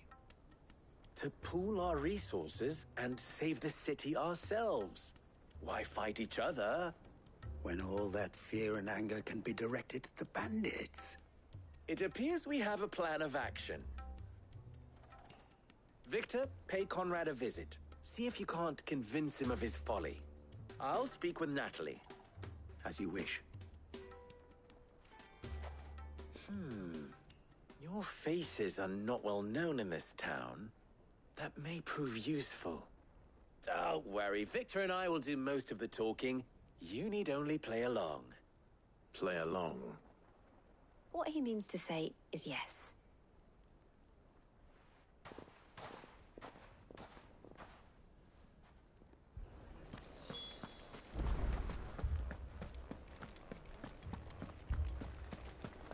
What a shop. If I had my pickaxe, I would... I mean, it may still be possible to buy something, and we may yet... Ah, here he is now. Natalie, allow me to introduce Lord Underhill of Randalar's prestigious League of Merchants. Lord Underhill. At your service. Pretty sure Lord Underhill. I was just telling the good lady of our conversation, my lord, and how you were lamenting the state of the capital's stores. Lubor says that not only are the granaries almost empty, but that war and the Blight mean this season's harvest won't be enough to fill them for winter. Indeed, certainly that is the case. The nobles in the capital are buying up the city's stocks of barley and wine, driving the prices higher than most commoners can afford. It is only a matter of time before the peasants revolt. It is worse than I thought. If what Lord Underhill says is true, I fear we have little hope of supplementing our stores, meager though they regrettably are. And while I applaud your endeavors to dissuade our more bellicose citizens from seeking vengeance, I sense Conrad is not wrong in his assessment of the bandits' likely return. Which means that now, more than ever, we will need to secure what little we still have. Food, weapons, herbs, everything. If our humble town is to endure not only this hardship, but those that are certain to follow, we must stand united. All right. If it will help to protect my home, I'll do it. But you needn't have gone through this charade.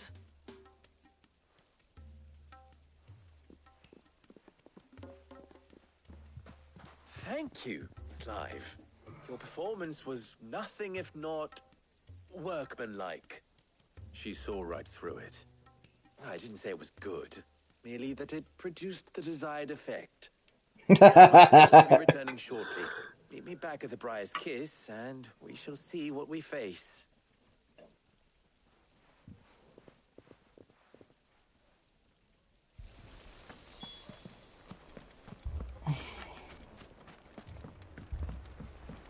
Mummy, I'm scared. Oh, I'm ruined. Picture it, Conrad.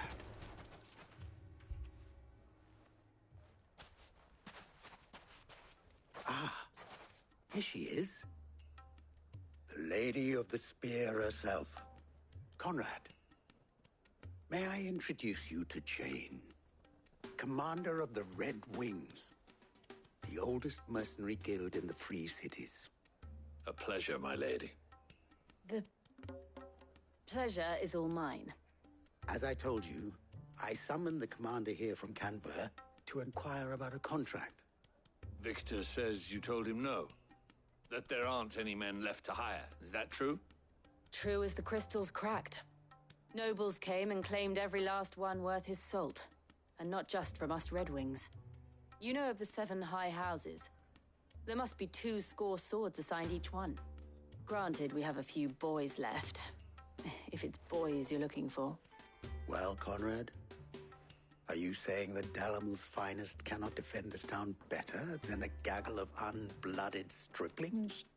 That a band of beardless youths could better avenge the deaths of your brave men than you yourselves? Absolutely not. We'll show those bastards who they're dealing with.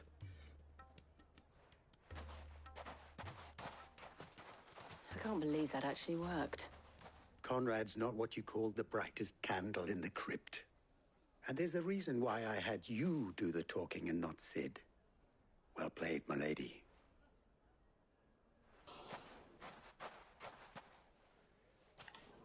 I'm not convinced our roles in this ruse were entirely necessary. I don't know. Conrad seemed quite taken with you. Good news, Sid. Both Conrad and Natalie have somewhat gracefully accepted their new roles. With time, they may even learn to. Time no longer appears to be the luxury it was before lunch. I take it your scouts found the bandits. Technically, it would be the bandits who found my scouts. It appears they march for Dalamil as we speak. All of them. You're not serious. They don't just want food, they want the whole damn town.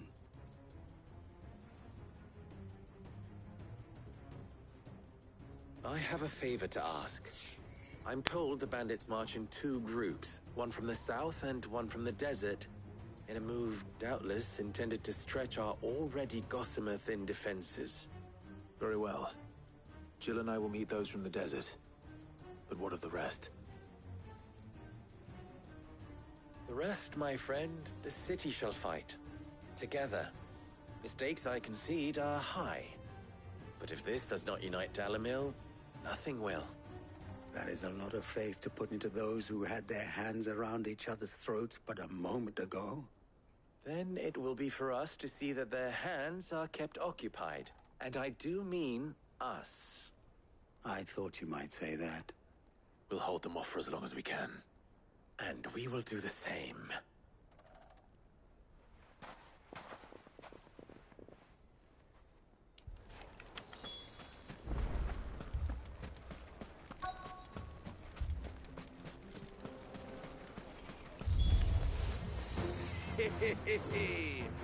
The womenfolk have come to welcome us.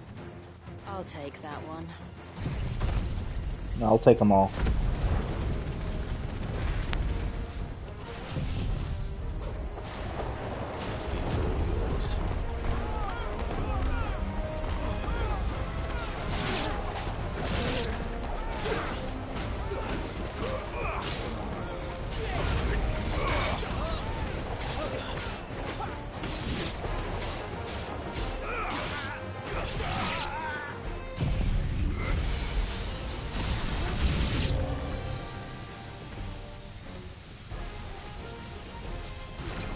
To overwhelm us.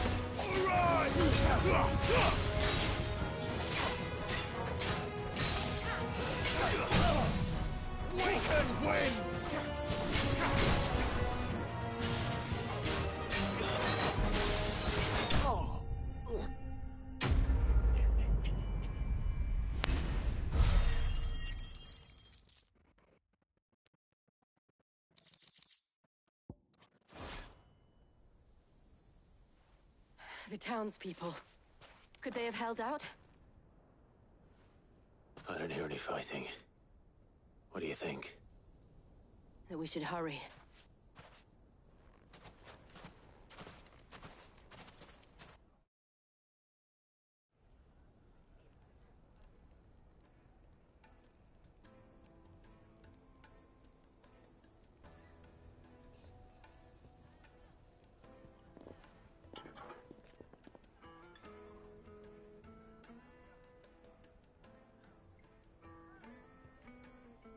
Natalie, I owe you an apology. You did well out there. The inn would have been lost had you not held the line. Without you, there would have been no line to hold. You saved us, Conrad. You saved Dalimil. We all saved Dalimil.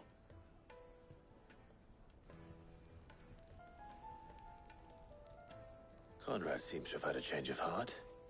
I'd say they both have.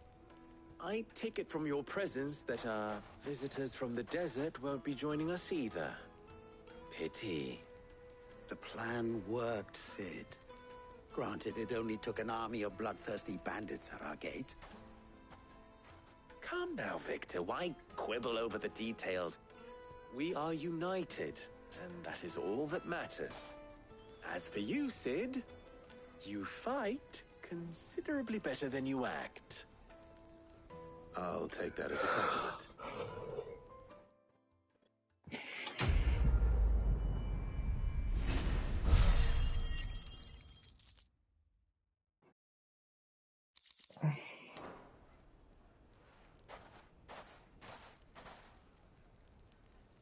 Our friends seem to have things under control. For now, at least.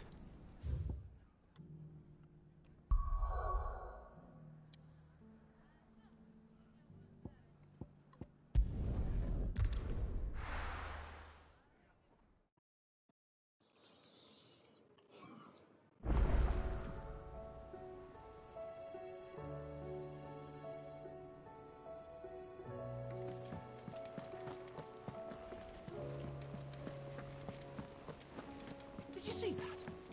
Tell me you saw that. We've sent Cursebreakers to Martha's Rest, Dalimil, and Northreach.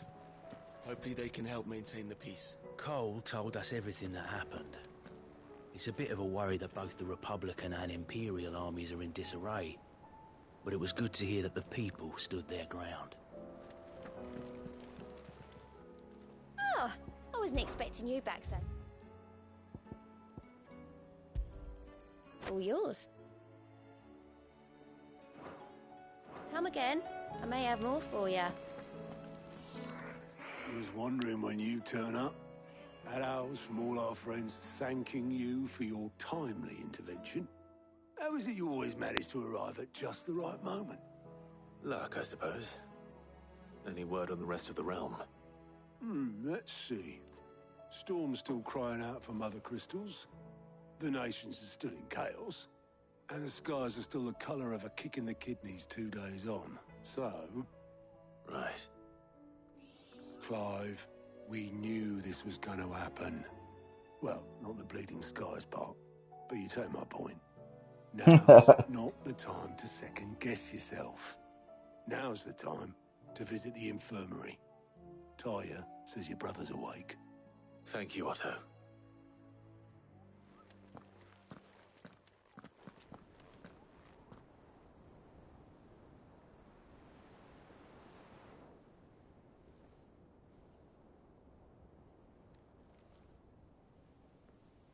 So it was not Sylvester, but Olivier who served as Ultima's puppet. And when Dion learned of this, he sought to slay the fiend.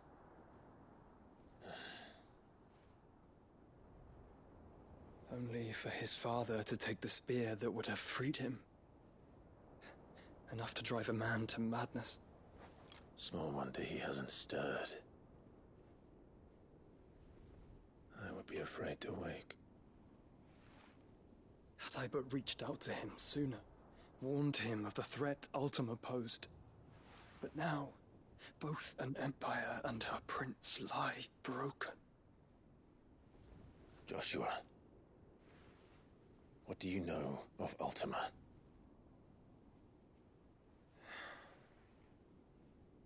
Very little, I'm afraid. Despite my best efforts. 18 years ago, as I lay buried beneath the rubble of Phoenix Gate, 'twas not death who came for me, but another. And it was while in my rescuer's care, I first heard of Ultima. I've been chasing his shadow ever since. Ultima is driven by some deep, dark purpose, and for whatever reason, it would seem you are crucial to his designs. He will stop at nothing to have you, even if that means toppling an empire. But why me?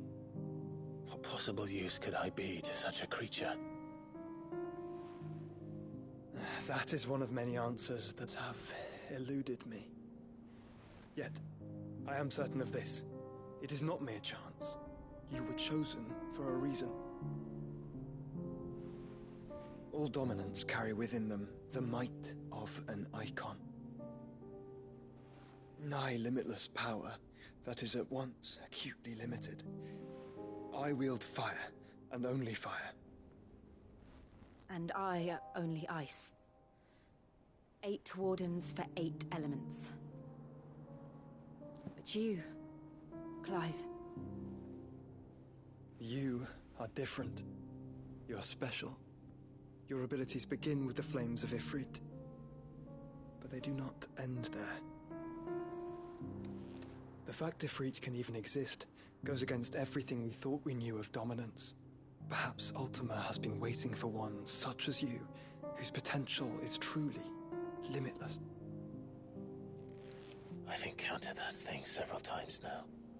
If it or he, as you say, needs me, why hasn't he claimed me as he did the boy?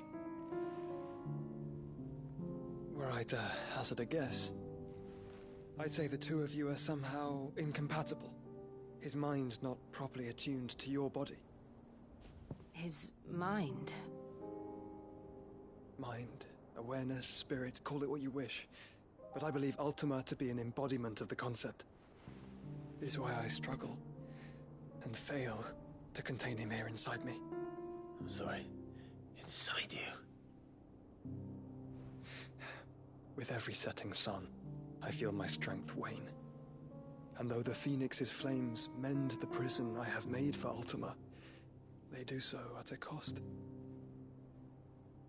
We must find the means to bring an end to him before I meet my own. What were you thinking? It was that or let him take Clive. And I've always had a soft spot for my brother. But that doesn't mean you should sacrifice yourself to save me.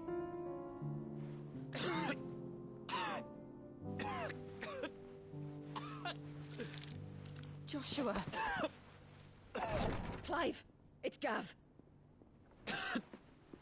There's an army of Akashic at the gates of Canver.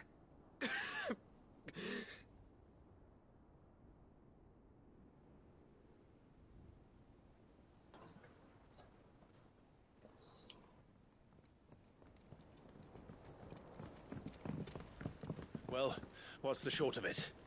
I thought Tyre told you. The capital of the Free Cities is under siege by an army of monstrosities. The city guard are doing their best to stem the tide, but numbers ain't on their side. What of Lord Byron and Mid? Were they able to escape? No, but they're all right for now. They're hiding with Gav at midship. We have to get them out of there. And we shall. Otto, prepare a Stolas. Tell Gav to stay exactly where he is. Understood. Vivian, what's the swiftest route to the Free Cities? That sounds like a question for the map. Look here. This road, through Tabor, should provide the least trouble. Good. What a coincidence. Tabor is exactly where I'm bound. Joshua, Bed is where you should be bound. You don't think I told him the exact same thing? Were Tyre not such a talented healer, I would surely have been inclined to agree. But, thanks to her ministrations, I feel I may safely rejoin my attendant, who was to wait for me in Tabor if we became separated. All right, we travel together. Clive. If he stays close to me, he'll be fine. Thank you, brother. I'll look after him.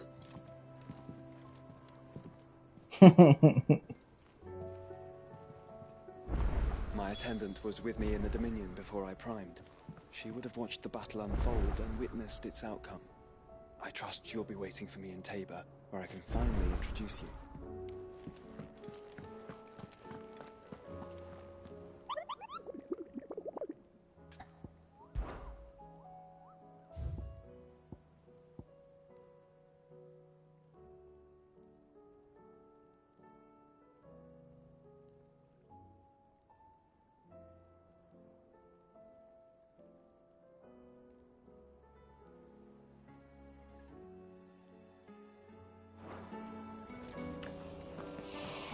Oh, more quests. Yay. Okay.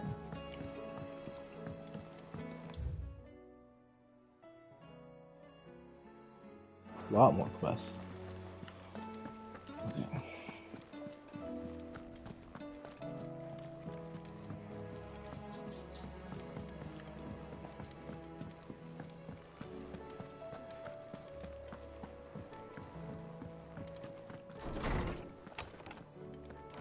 Is a storm coming, Sid?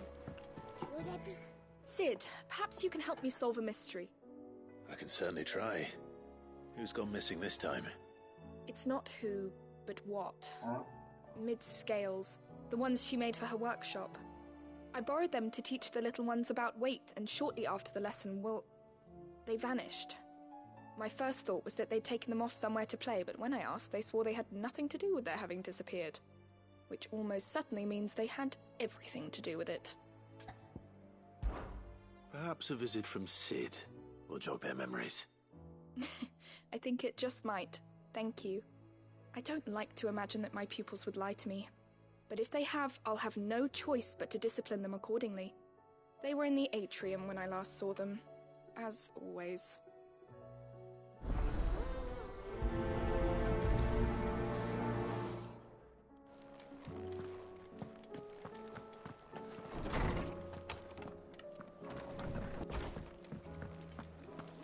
Seems the hideaway is lost its Blasted appetite. book.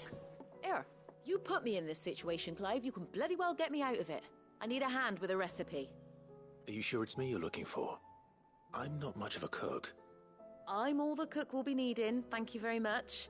What I want from you is a little of your time, right? Oh, and perhaps your sword. You remember Ivan's stew, right?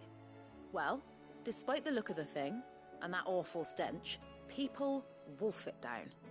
So I thought I'd try making one of these supposed masterpieces myself. Had a peek at the book and gave it a go, but, well... It wasn't as straightforward as you'd hoped. Ivan had the same problem. Yeah, but this is my blooming kitchen, and I will not be outdone. So if you don't want to be seen as playing favourites, I suggest you lend me a hand. I've never been one to play favourites, Molly. And I would be only too happy to lend you a hand. So, what's on the menu this time? A fried mortress of skyworm. That's one heck of a name, innit? Recipe seemed easy enough to an old hand like myself. Thought I'd followed it to a T.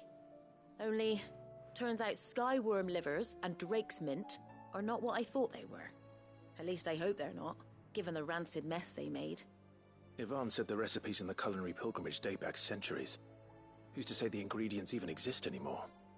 Ah, that's a question for a scholar, wouldn't you say? Perhaps you know of one? Kindly old fella who haunts the shelves, maybe? Fine. I'll go and speak to Harpocrates. Perhaps he'll know something. And if he does, I'll see if I can find your ingredients for you. You do that.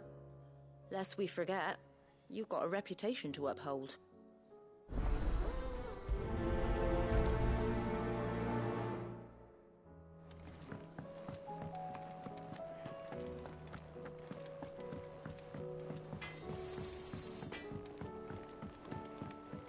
No, goats. What am I gonna do? Is everything all right, Goots? You seem more discomposed Goots. than usual. Oh, I don't know what that means, but I'm in a bit of a muddle. Oh, I think Nan might be in trouble, and she's... It's all right. You can tell me.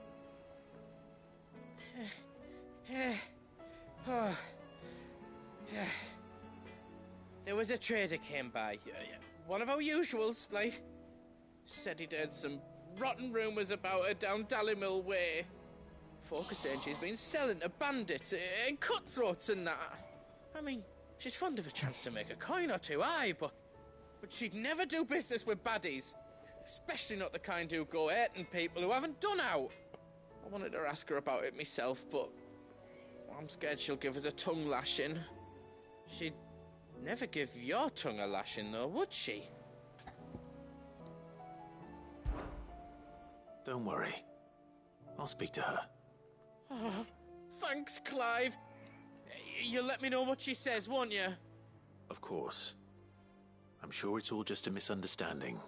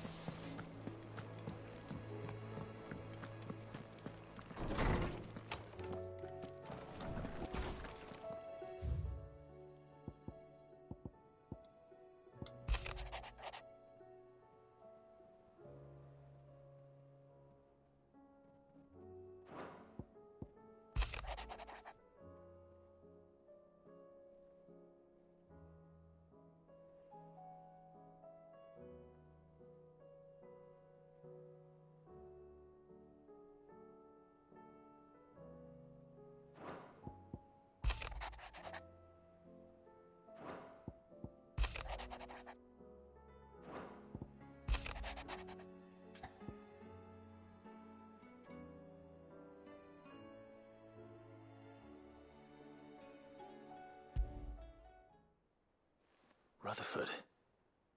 Wasn't that the name of my uncle's manservant? Why would he be at Martha's Rest?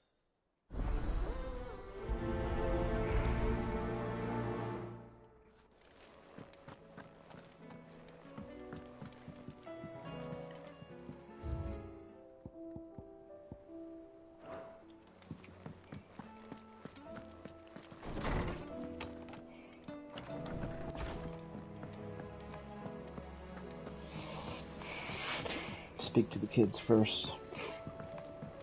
And then I'll speak to all of them, and then I'll go to Martha's Rest. And then I'll go to that. I heard the Emperor was impaled on his...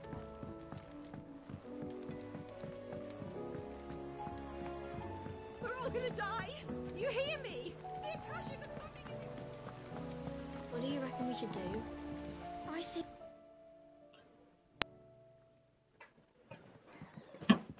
Found it. Sid! Hard at your studies, I see. And what is that? It's not a set of scales, is it? No. Of course it isn't. Well, not anymore, it's not. Oh! And just how long hasn't it been one? We're sorry. But we didn't break them. We dismembered them. Just like Miss Mididol showed us. Miss Mididol? And why would she have you dismembering her creations? Because that's the only way to become a ninja-neer. Ninja-neer? The best way to see how something works is to take it apart and put it back together again. Well then, your work is already half done. Carry on. About that.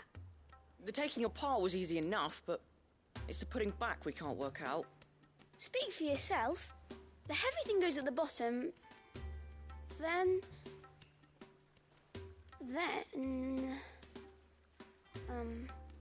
You three need to learn to take responsibility for your actions. So let's have a look at these parts with fresh eyes, shall we?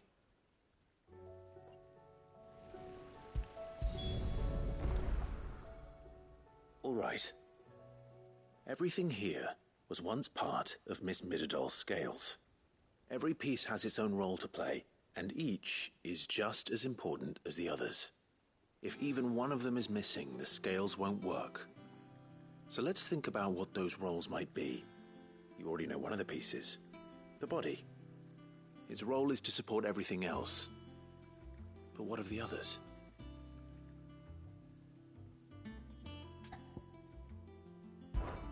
This is called the arm. Why do you suppose that is? It doesn't look much like an arm. You're right. It looks more like a wing. Like a chocobo wing! You've ridden a chocobo before, haven't you, Sid? Will you teach me to ride one day? I'll think about it. Now, what do arms do? Hold things. So wait, maybe this arm holds things too? Good thinking. You're on the right track.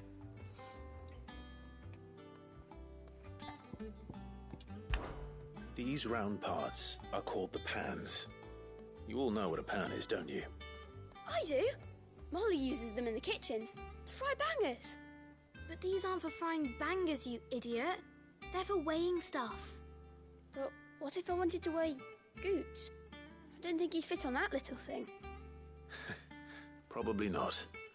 What are the chains for? Holding the pans up? Well spotted. Which means something must hold the chains up in turn.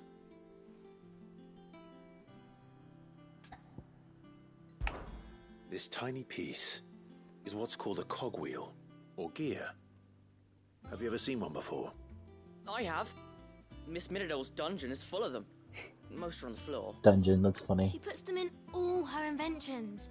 They spin round and round and round and round and... That's right. They're very useful when you want to make things move. Do you remember if there was anything on the scales that moved? I remember the arm moved when I tried weighing an apple. And then somebody ate it. It's not my fault. You shouldn't have tried weighing it before lunch. We know what part's supposed to move and how it's supposed to move. So, let's put the pieces together first, see what doesn't move, and then stick the cogwheel to that. Not a bad idea. You see? It's not so difficult. So, now that we've taken stock of the parts and learned what they do, what do you think? I think we've got it. Then here's what we'll do. You tell me what goes where, and I'll put the scales together. Well, obviously you need to start with the body. All the other pieces fit onto it, don't they? And the arms go on the body, just like real arms. Or wings, if you're a chocobo. And then the arms hold the pans by the chains. Very good. Let's see if that works. There. All finished.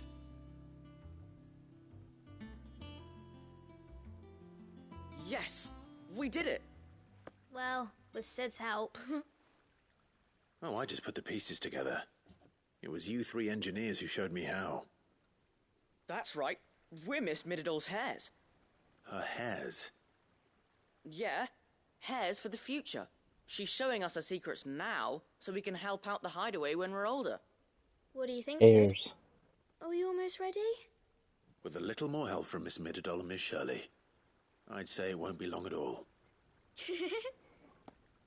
You hear that? It won't be long.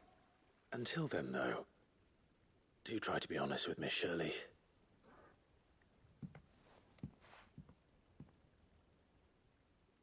Hey, look! We never used the cogwheel. You don't think Sid forgot about it, do you?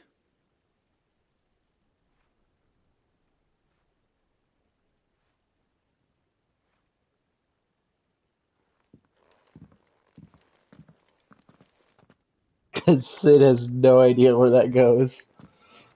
That's funny.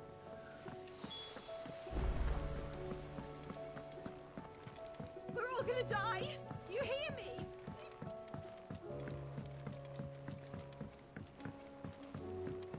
I heard the Emperor was impaled on his...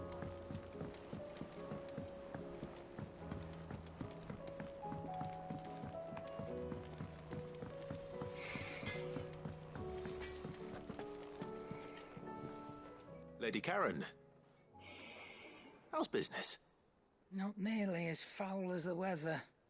You're doing good trade then? Both in and out of the hideaway? Can't complain. Wait, what exactly are you getting at? Not once in 5 long years do you pay my affairs half a care, but here you are today raking me over the coals like a bloody popoto? Just asking. out of interest. All right. I'm here because I was told that certain rumors have been circulating. About you selling weapons to brigands. Oh, are you? And who was it who knows me so well as to tell tales of my evil exploits? I didn't exactly hear firsthand. All I know is that someone in Dalimil has been spreading word to that effect. And what? You believe it? You think I'm profiting off the blood of innocents, do you? Look, I've done things I'm not proud of. Might be there were a time when I turned a blind eye to the wretchedness of the world so I could line my pocket. But that woman is no more. And you'd know that if you'd ever paid the slightest bit of notice. You're right, Lady Karen. I apologize. It was wrong of me to doubt you. No, it was. Now, I reckon you've got better things to do than pointing your do-gooding finger at a poor old woman. Of course. Good day.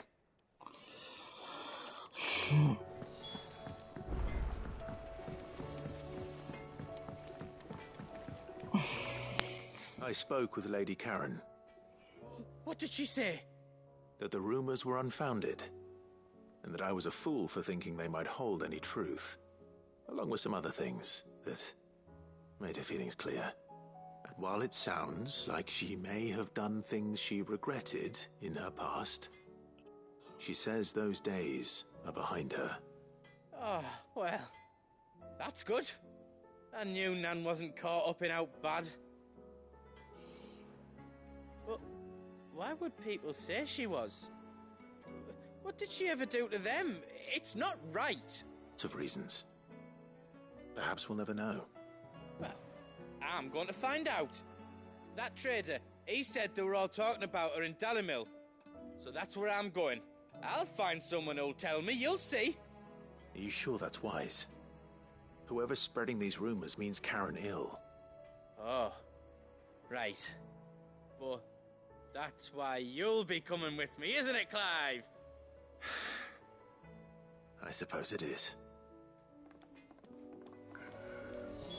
Okay.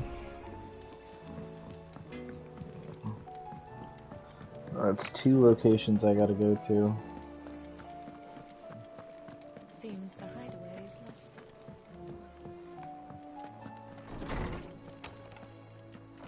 Is a storm coming, Sid? Will there be...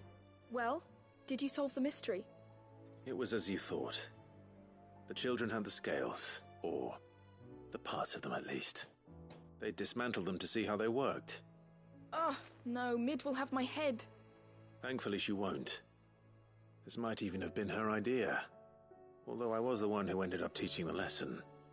I'm so sorry, Sid. I know how busy you are. I shall see that the children are properly punished. Please, there's no need. Mid seems to have taken the 3 of them under her wing. She's even calling them her heirs. She'd have them follow in her footsteps. And her father's. I see. Sid, do you know why Mid has been spending so much time at the hideaway of late? She told me it was because her studies have been interrupted by events in Canva. Is that not true? No, it isn't. The university offered her a commission. In exchange for full tuition, room and board, they asked her to oversee the design of several new war engines. To anyone else it would be an opportunity, but to Mid, who lost both her parents to war, it was a bitter pill. One she was none too keen to swallow. But that should come as no surprise. She's only ever cared about bringing people hope. The very last thing war can be said to do. Which explains her heirs. She's working to give them a better life. And so should I. What's the odd engineering lesson? Ah, you've given them far more than that, and I'm sure they're very grateful.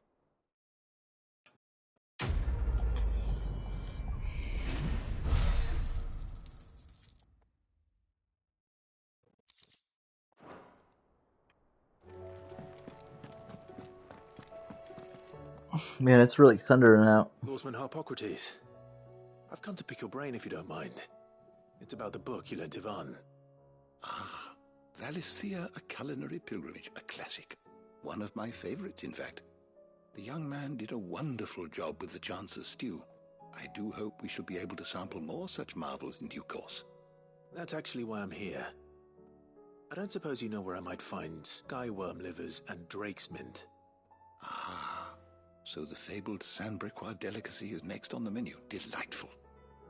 The descriptions of fried mortress never fail to make my mouth water. Now, skyworm is a somewhat antiquated name for the wyvern, their ground livers being the paste from which the mortress is made. Dragon livers. How very Sandbrequois. One would have thought the disciples of Bahamut would have a touch more reverence for their icon's brethren, but apparently not. I believe the specific dragon the recipe demands is the blueback wyvern, said to be the very color of the sea beside which it resides. So we know where to look for our liver. But what about the drake's mint? Saint's bonnet in contemporary parlance, a herb which grows along the North Reach coast. I gather that one can locate the cheerful yellow flowers by their heady scent alone, so I'm sure you'll have no trouble finding them. I may add that people once believed game was best served with the flora that sustained it in life, in which regard fried mortress of skyworm is undoubtedly a typical dish of the time. Meaning that if I find one, I find the other. To Northreach, then. Best of luck, Clive. And do save me a bite once the dish is complete.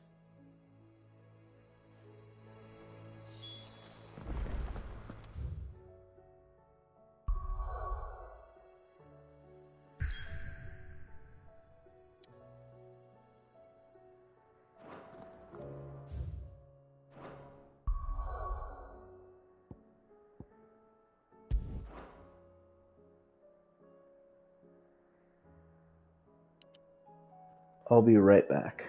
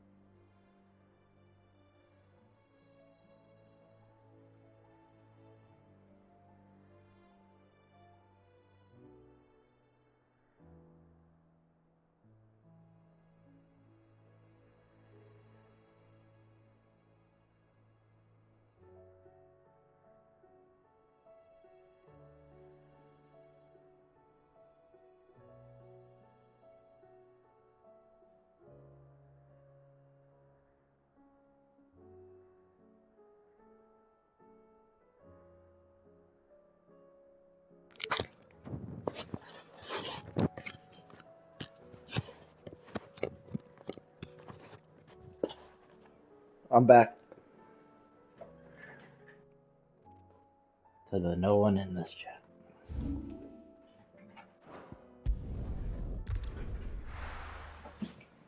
I guess I'm doing main story stuff.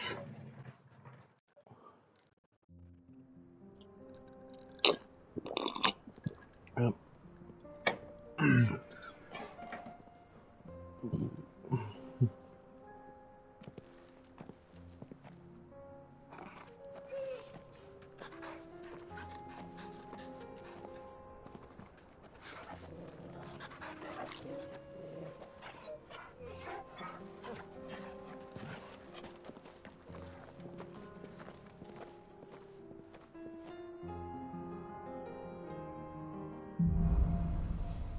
Cloak and dagger. It's like a dream. The four of us out walking like we used to. Enjoying this, are you? Gav and the others could be in danger as we speak. You're right. I'm sorry. Yote is a fine scout. If Canva was attacked, she will already have begun gathering information. Tabor isn't far. We should pick up the pace. Can I do... Yeah, I can finally do all this other stuff now.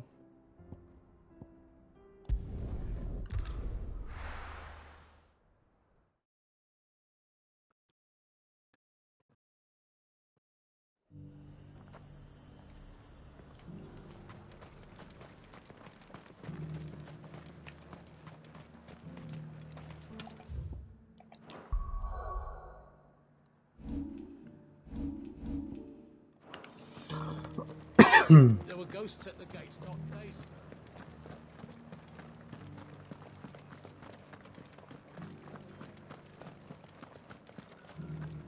Do.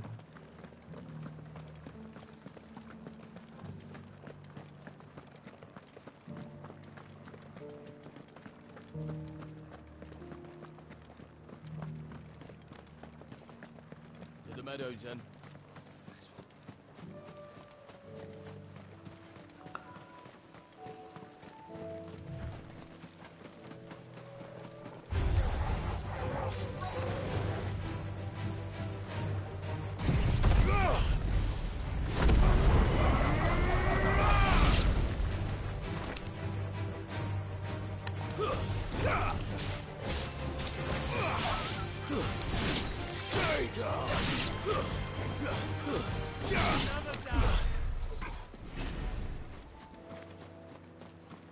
Hippocrates said I should be able to find what I'm looking for somewhere nearby.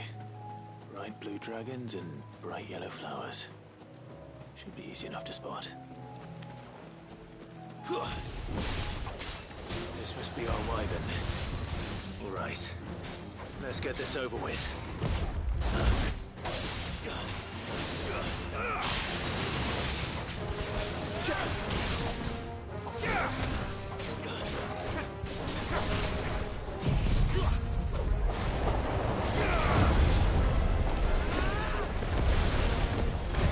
Nice try.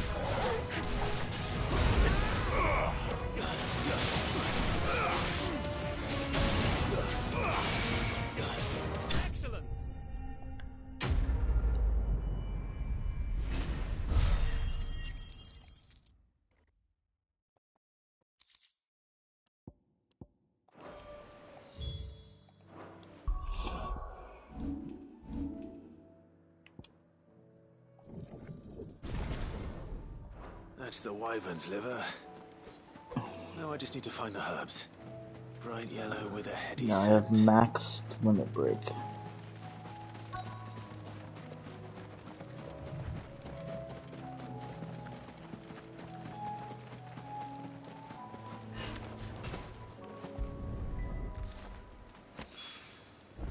think that's everything Molly needs to recipe.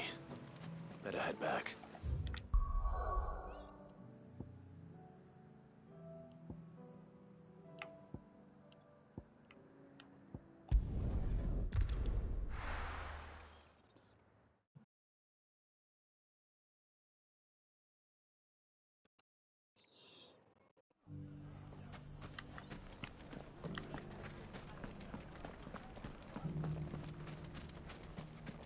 You fought very bravely.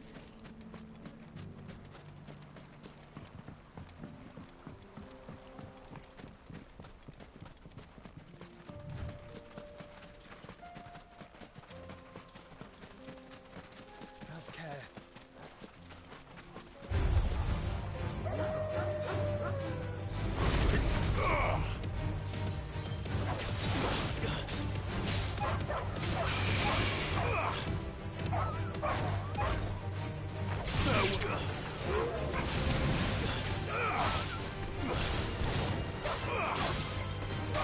You're finished.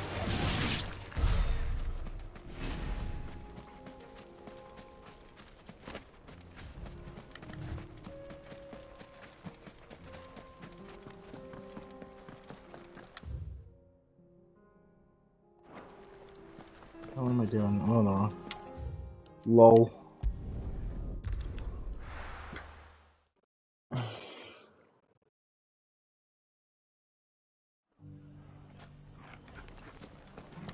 If all of us continue to work together in defending... The bandits may be no more, but look what they've left us. It shouldn't be too hard to find goods. The gentleman of the town guard is back.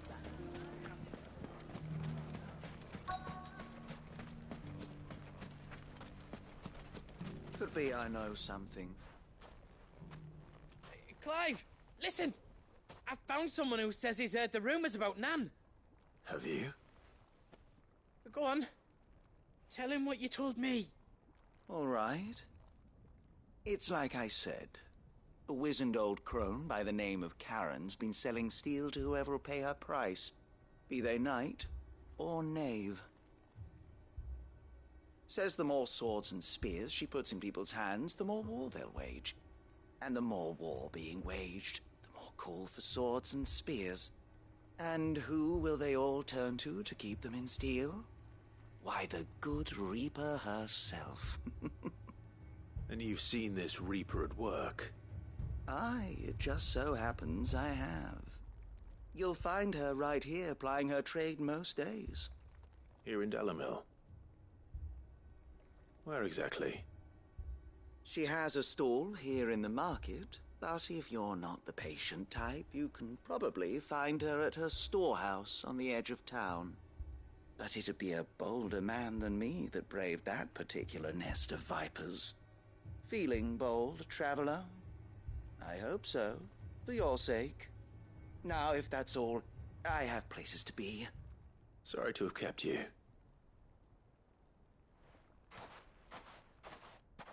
You don't think Nan's the Reaper, do you?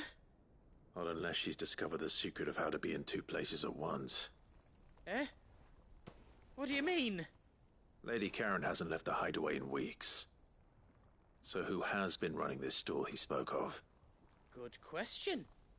I'll go and have a look. And I'll visit this storehouse on the edge of town. All right, but be careful, Clive. You too, Goots.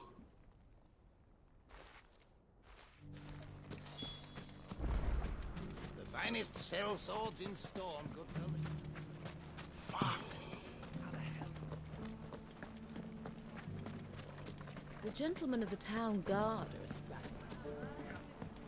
Mummy. What a mess. Where do we even...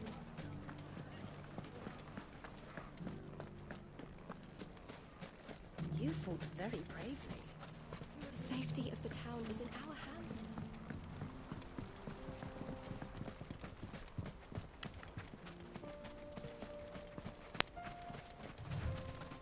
Time to brave the Viper's Nest.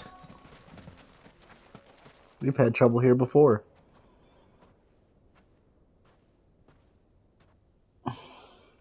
Just you, is it? Thought I might have laid it on a bit thick. It was a fairly unconvincing tale. So, what now? That's up to you. Die a slow death, or a quick one. Boys, he's all yours. But that sword is mine.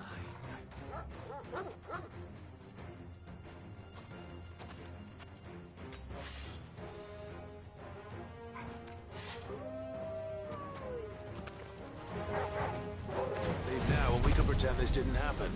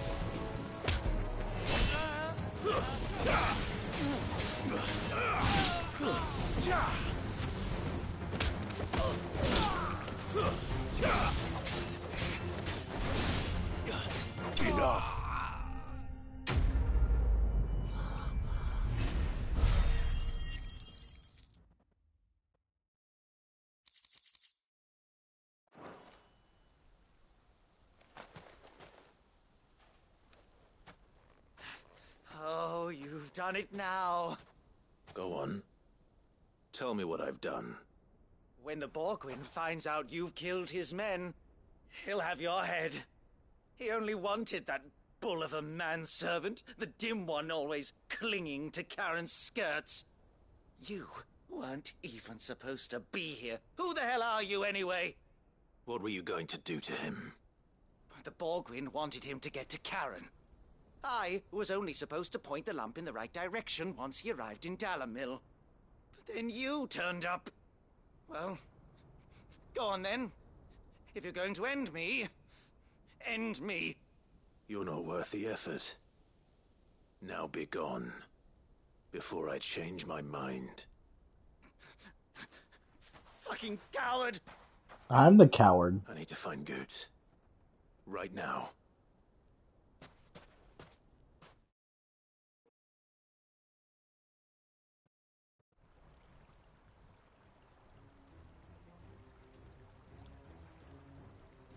Get your filthy paws off me, you naughty-pated lout! Stop calling me names! And stop spreading them horrible lies about Nan! Well, that will be easy enough. For they are not lies. Every last word is true. And she must pay for her crimes in blood. Blood? Goose, are you all right? He's gonna kill Nan! He said she had to pay in blood! After what she did, it is only right. She ruined my life and the lives of countless others. That loathsome harpy's very existence is a crime, and I will not allow it to continue. Goots, was it? I have no quarrel with you. Only with your employer. Run along now. You need not pay for her sins. No. No? I don't care what she did. I won't let you hurt Nan. Promise me you won't hurt her, or I'll kill you myself! Goose, no. Enough, all of you! Karen. But how did you? You're a sight less clever than you think you are, the pair of you. Did you think I wouldn't notice the two of you slinking off together? Well, the whole thing got me thinking, who in Dalimil might bear me a grudge? And a certain snivelling shit I ran afoul of in my fairy years came to mind. Though it was just Bogan back then, wasn't it? I thought the years might have taught you some sense, but I see you're the same pants-pissing craven you've always been. What was it we called you? Wet legs. You bitch! Everything that happened, it was all your fault! And now you'll finally pay for what you did to me!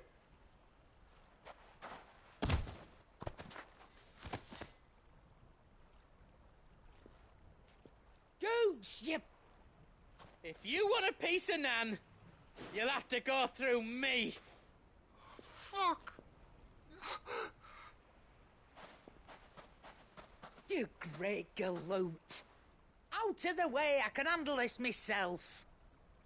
So, wet legs, you remember what you told me when we last met? An eye for an eye. Wise words, Sam. Wise words. And now, it's time to collect.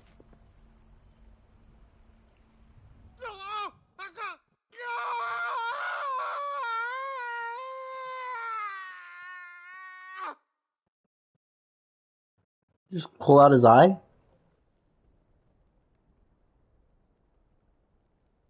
Sorry to keep you waiting. Is he... Dead? No. But I reckon he wishes he was. It isn't easy going through life one eye short of a pair. After all, I should know. You don't mean... Oh, don't tell me you didn't notice. Lost it to old Wet Legs back when we were working the same routes. Said I'd stolen from his strongbox. I'd done nothing of the sort, mind, but that didn't stop him taking his little revenge. So I took some of my own. Sorry, lost everything. His coin, his clients. Always knew he'd be back one day to claim his due. But he crossed a line dragging poor Goots into this. He didn't hurt you, did he? No, Nan. Still got all my arms, see? Legs too. But what if he comes back again? What if he does? First we take the other eye, then we work our way down. He'll learn his lesson soon enough. But something tells me the Wet Legs has learned it already. Right. Let's get you back to the hideaway. You've attracted quite enough attention already. Ta-ra, Clive. Remind me never to cross you, Karen. Yeah, scary. It's fucking scary.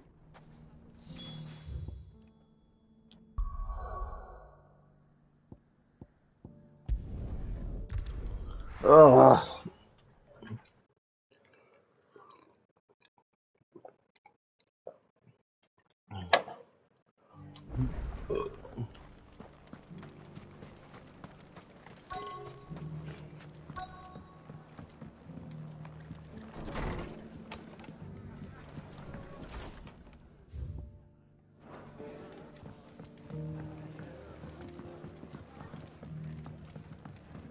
My lord Marquis, it is you.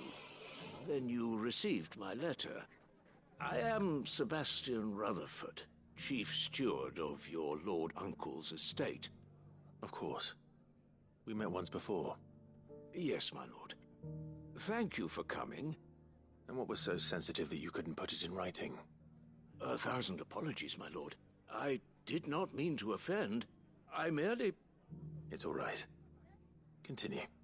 I am here at Martha's Rest, at the behest of your lord uncle, tasked with learning what I am able of the realm's current state of affairs. And what I have learned is grim. The fall of the Mother Crystals has left Storm in a state of utter disarray. The subsequent darkening of the heavens has only made things worse. Akashic attacks, once unthinkable, are now commonplace. The gears of governance have ground to a halt, and without a steady hand on the tiller, the realm threatens to drift into utter chaos.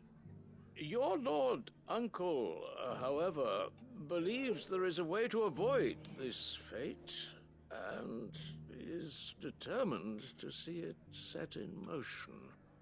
That sounds like quite the undertaking. It is. Hence my having enlisted the aid of several colleagues serving the 7 high houses. Alas, I have lost contact with 2 of those colleagues already. They are both able-bodied and trained in the sword, yet in these dark times, even that may not prove sufficient to keep a man safe on the road. So you want me to find them? I'll need to know where they went. One I sent to investigate the Republic, the other the old Imperial capital of Oriflamme. That doesn't exactly narrow it down. I suppose I'll start in Dalimil and work my way east. Thank you, my lord. I shall pray for your success and safety.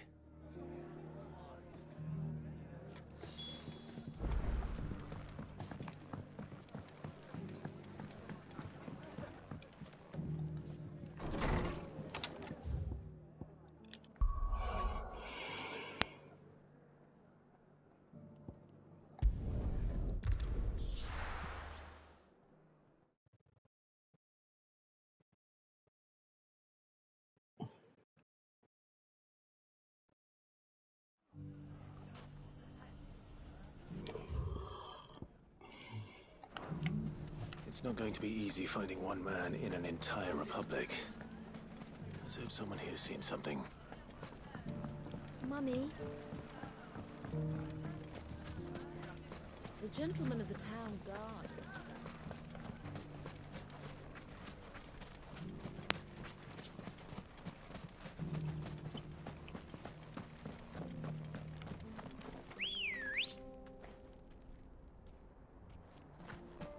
Come on.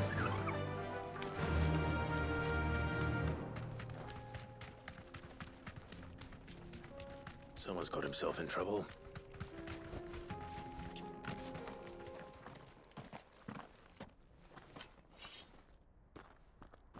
I don't see your master here, so you can start by giving us all the coppers in your purse. I already told you, I have nothing. And maybe we'll take that pretty outfit and the steel you're wearing. Please! These men are trying to rob me! I'll deal with this. Thank you. You that one's master, then? If you kindly pay the coin he owes us, we can pretend you didn't draw your blade on Republican soldiers.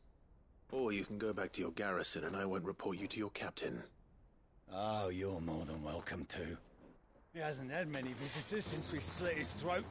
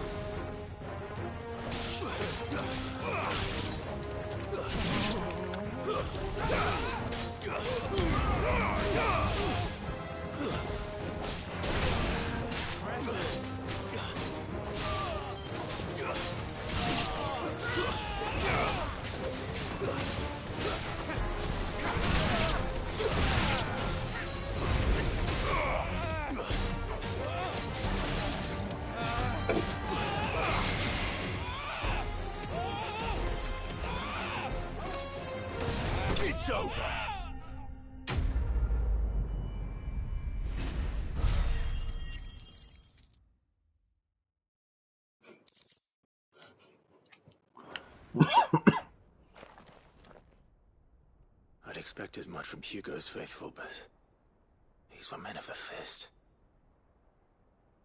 Much has changed in the Republican army since they lost their rock. You've seen this kind of thing before, then? Many times.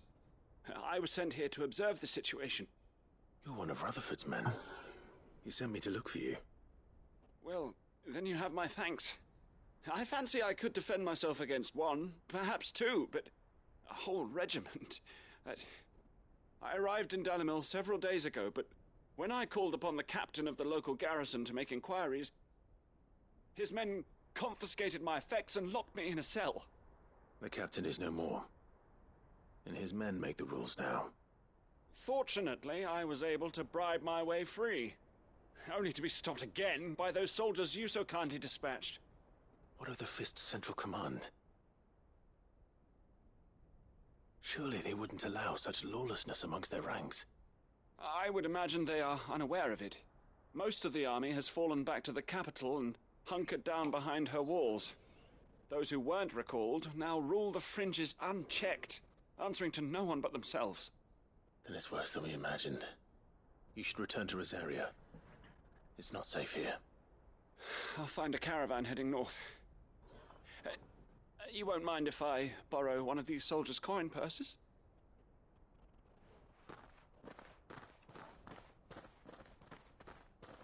Not at all.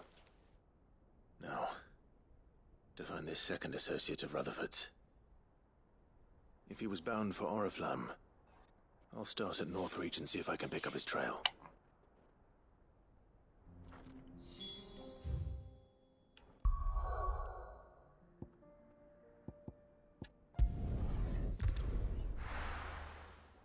Should've gone to Martha's Rest first.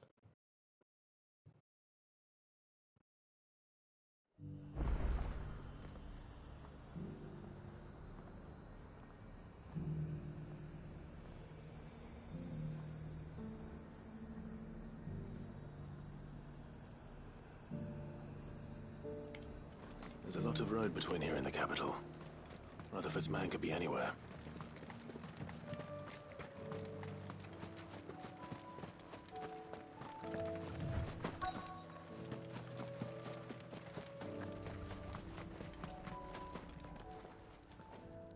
What happened here? If you're with the others, they've already relieved me of my belongings. I'm not. I'm looking for someone who was sent here by a man named Rutherford. And then you found him. I am Alistair Rockford, attendant to the Lady Ariane of House Wellesley. Of the 7 high houses of Rosaria. It's been a long time since last I saw my great-aunt. Is she well? My Lord Marquis? Yes. Yes, she is. The Lady Dowager has granted me leave to assist your Uncle Stuart. I was on my way back from the old capital when I saw some villagers being robbed on the road here. Bandits? They looked more like field hands, but it didn't matter in the end. I did what I could to help the victims, but all it earned me was a pommel to the temple. Which way did they go? South, toward the gate. All right. I'll take care of them. Founder knows I've met enough of their kind. You head back to Northreach, visit the Vale, tell them I sent you. Thank you. I shall. Founder be your shield.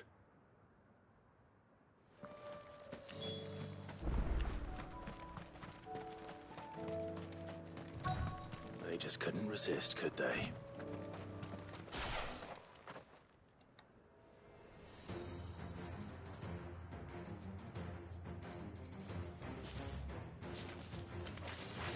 This one's ours, pretty boy.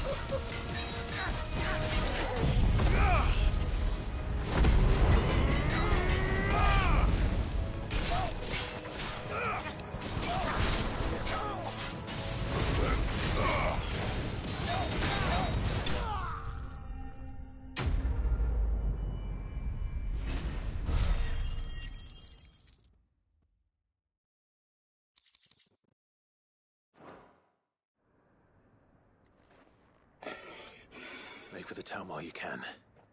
There may be more bandits nearby. You don't need to tell me twice. Many thanks, traveler. This looks to be all of them. I thought I told you to make for the Vale. And stand by as ill might befall the heir to the ducal throne. It's just Clive, and I'm fine. Which is more than can be said for you.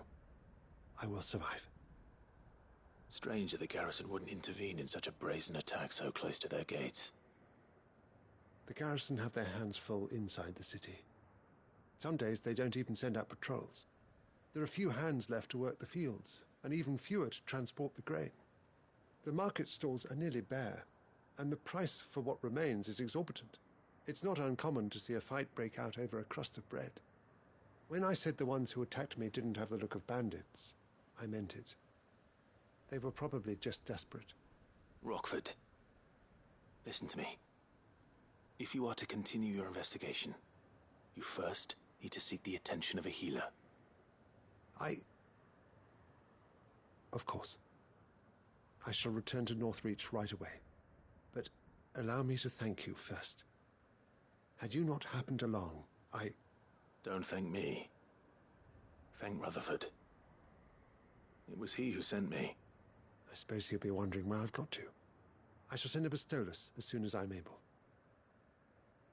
Good day.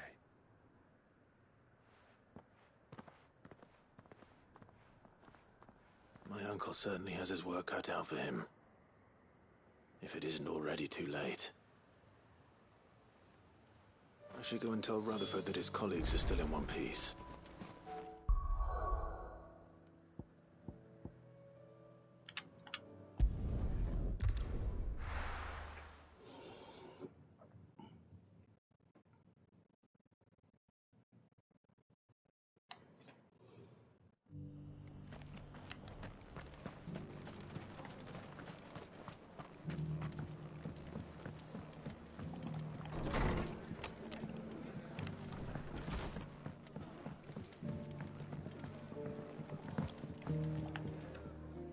I see you're still here.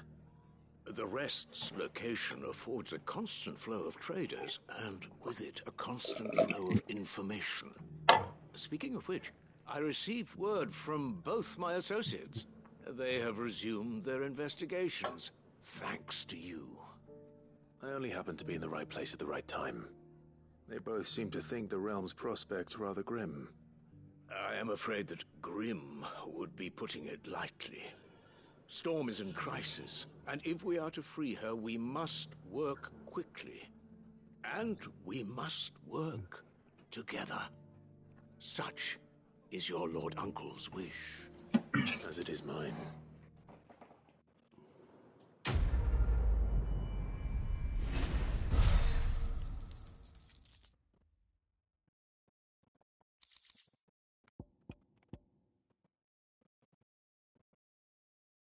Flare breath. Which one's flare breath? Is that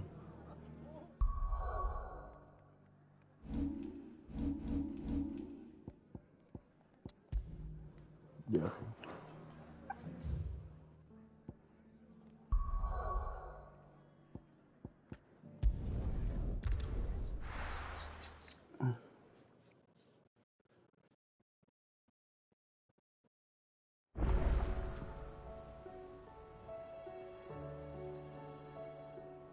Okay.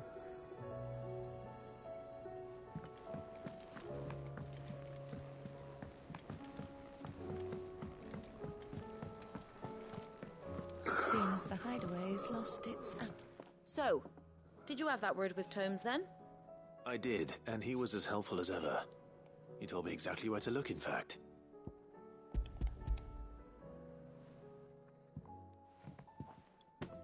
And what precisely will I be cooking up?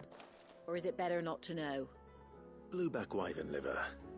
And, a herb known as Saint's Bonnet. Ah, wyvern livers, was it? Well, at least it weren't actual worms, I suppose. Now then, you stay right where you are. I've got some cooking to do. Let's hope these grand old chefs of yore knew what they were on about.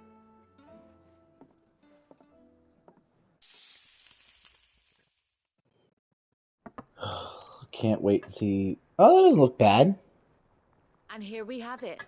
Fried mortress of skyworm. Like chicken Ivan's tenders offered to make and sure lettuce. it's fit for consumption. Well, I say offered. He as good as begged. And rightly so. Is there any higher honour than partaking in a slice of culinary history? The food looked good.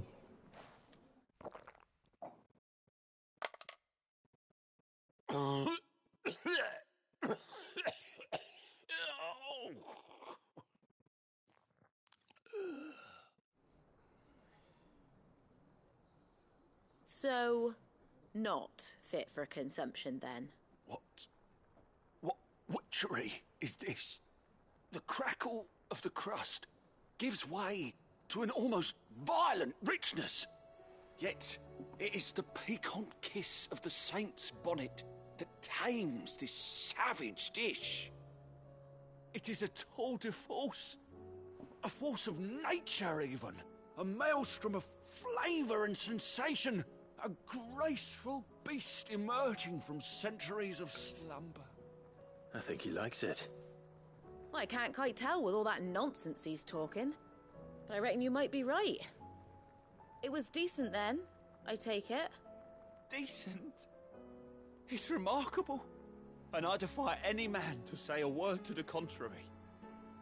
Sid, might I suggest that you command a party of your finest men and women to procure a dozen blueback wyverns forthwith? I'll give it some thought.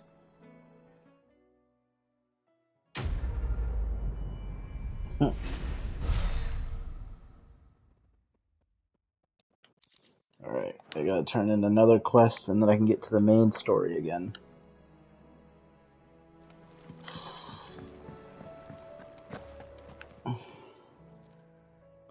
And I gotta do a bounty, but I'll do the bounty later. Nothing like a dish of cold vengeance to foul the gut. I'm sorry, Nan. I didn't mean to make things worse.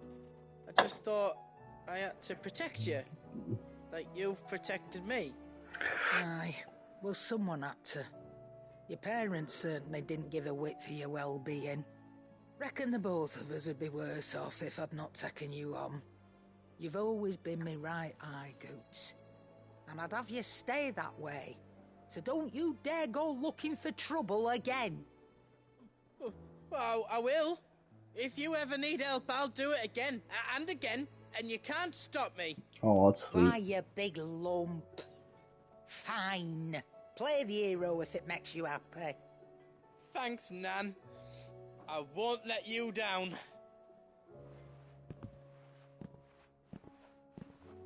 There's nothing he wouldn't do for you. That's as maybe. But if he's ever to make his own way in life, he'll need to start looking out for himself as well.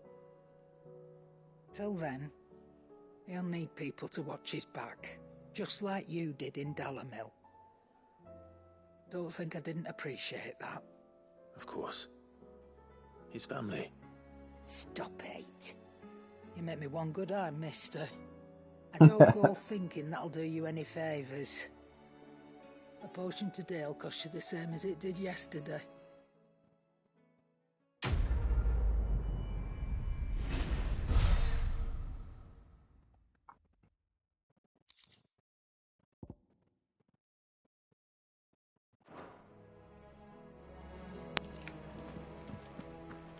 Did you see the pair that got hauled into...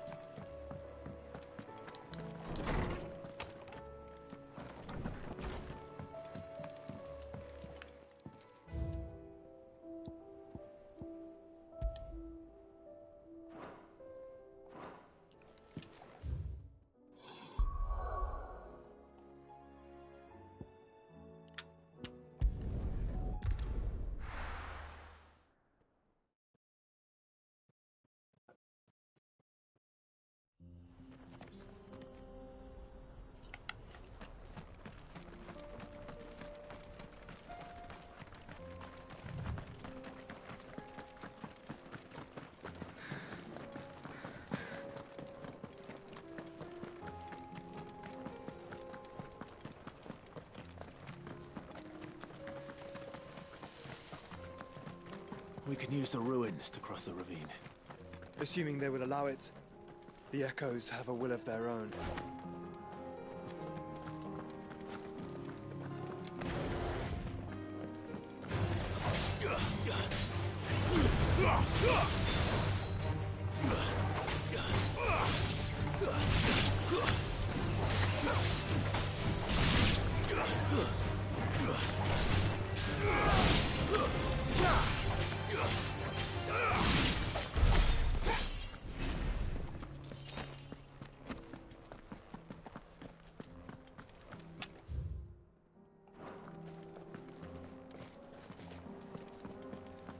I have a feeling I want to loop around all this stuff.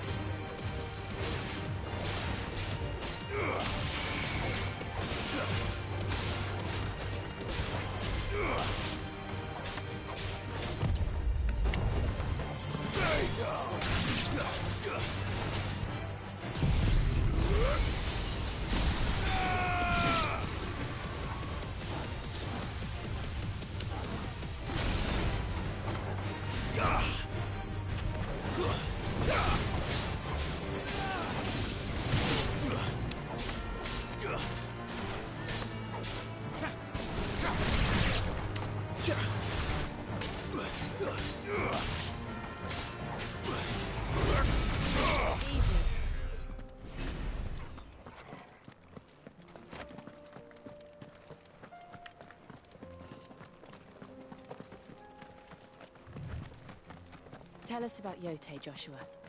She's strong-willed, loyal, and deadly with a blade. Much like Clive, but with better manners.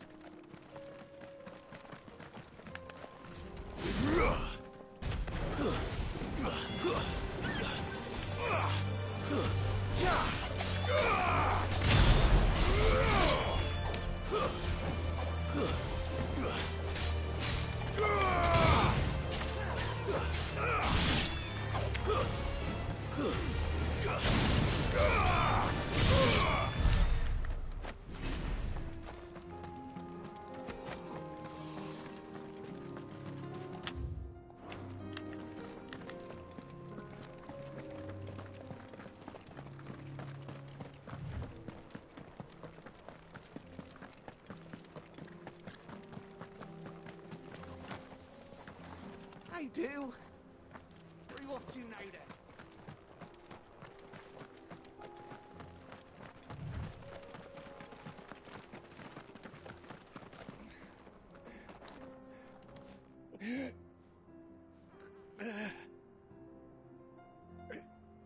You're injured. What happened here? Where are your comrades? Ether flood. Up ahead. It swallowed our camp while we slept. My own men did this. Turned every last one of them. There's a village not far from here. Tabor. The people were kind to us. It's only a matter of time before they won't stand a chance. We can't let those monsters reach the...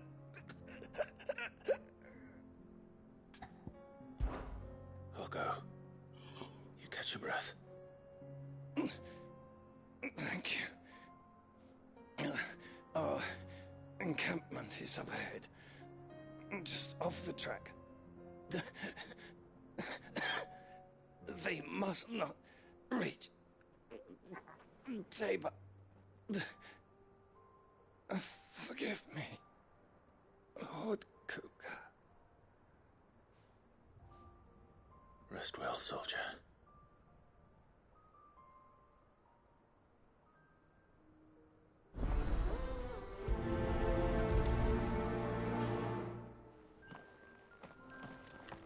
You said the encampment was close.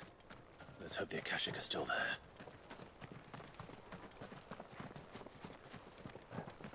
Another ether flood. They're everywhere now. We can't go around it. Then we'll just have to be careful. Good. I got here in time.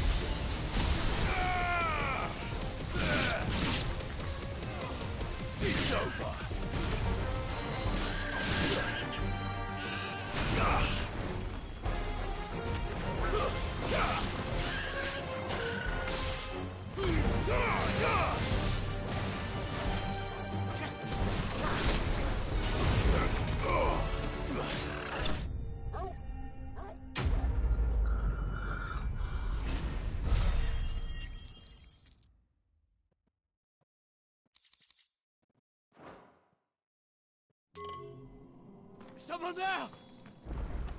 Please, I can't move my leg! That doesn't sound like an Akashic.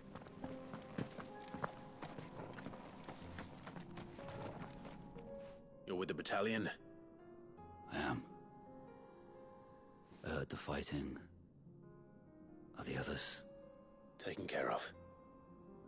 One of your brothers in arms told me what happened and asked for help. Another survivor? Where is he? Tell me. His wounds were too deep.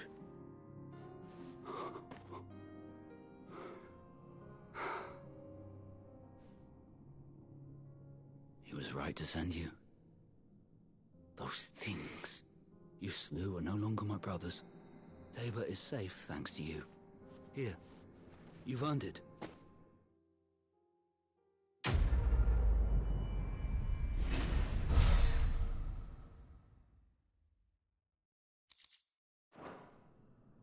You seem familiar.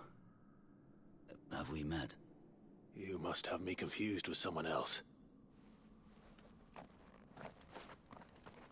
Wait.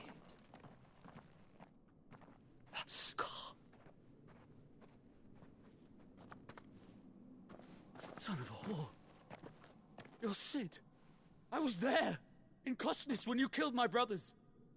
I was there in Rosalith when you killed my commander. My war with Hugo Kupka is over. I bear no ill will toward those who followed him. And what of my ill will? Coward! Draw your steel. Lord Kupka shall be avenged!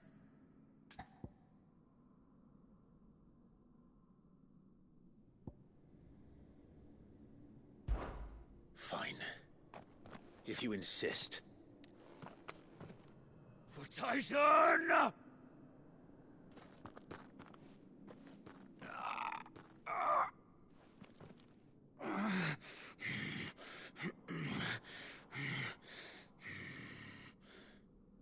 You're in no fit state to fight. And this should be easy for you. Come on. Kill me! For what? The sins of your master. You and I have no quarrel, and I will not strike a man who cannot defend himself. No. I won't be deceived. Lord Kupka told us of your crimes. You are an outlaw. A murderer, not some Man. Like you or anyone else. I am nothing like you. But if you're not gonna kill me, then go. Leave! Just know that I will find you, Sid. Someday.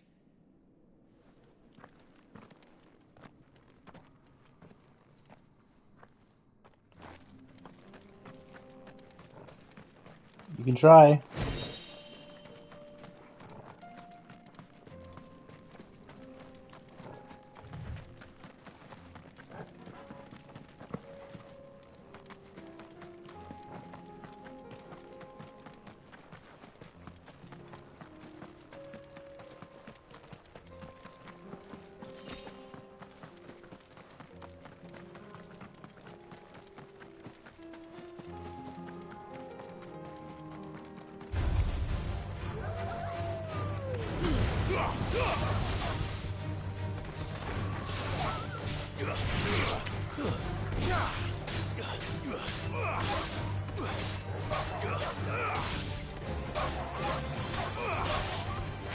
You're finished.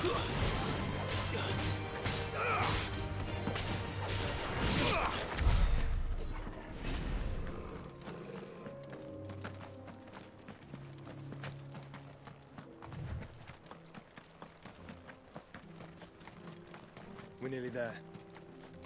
Have you been to Tabor before? There are a few places I haven't. Welcome, travelers.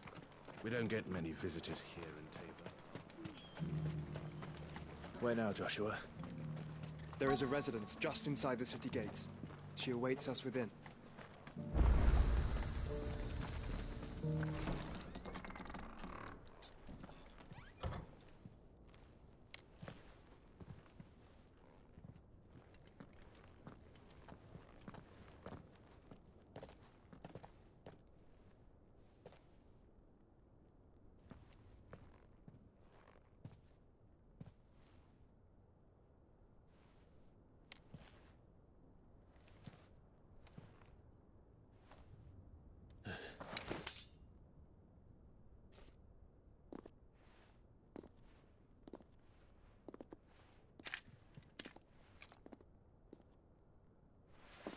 My Lord Marquis, it is an honor. I am Yotei, Knight of the Undying, charged with the protection of His Grace Joshua Rosfield, Keeper of the Flame of the Phoenix. Of course. It all makes sense now. Would you care to elaborate? The Undying are loyal servants to the ducal throne. Or more specifically, to its heir. They have served our family for generations, albeit from the shadows. Since their inception, they have been tasked with the preservation and enactment of the rites of ancestral communion. After the events at Phoenix Gate, it was the Undying who delivered me to safety. And since the day I left Rosaria, Yotei has been my constant companion and protector. Without her sword, I would not have survived my journey across the realm. Rise, Lady Yotei.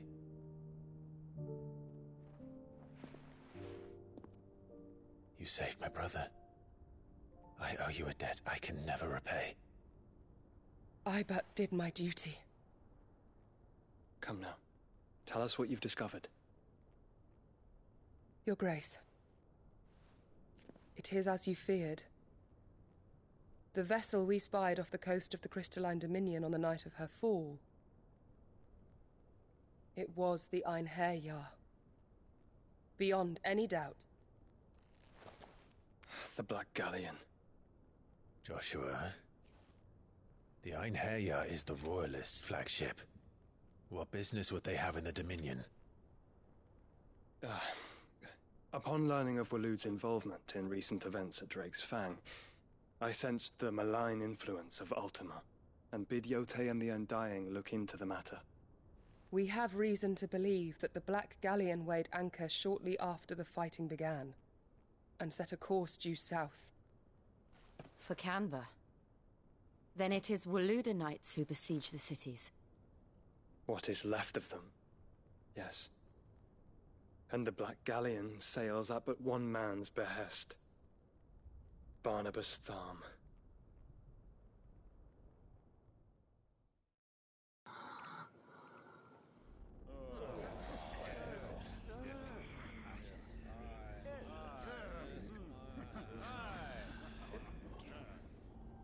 But are we truly safe here in the Agora? The city guard have been paid, if that's what you're implying. All the more reason for them to run. Well, you are free to leave, Lord Minister. Markets abandoned, warehouses aflame, blackened hulls choking every port in the capital. Canva is ruined. The realm teeters on the brink of chaos, and all you can think about is commerce! Forgive us! We were not aware Dalmekia now subsisted on charity! How dare you?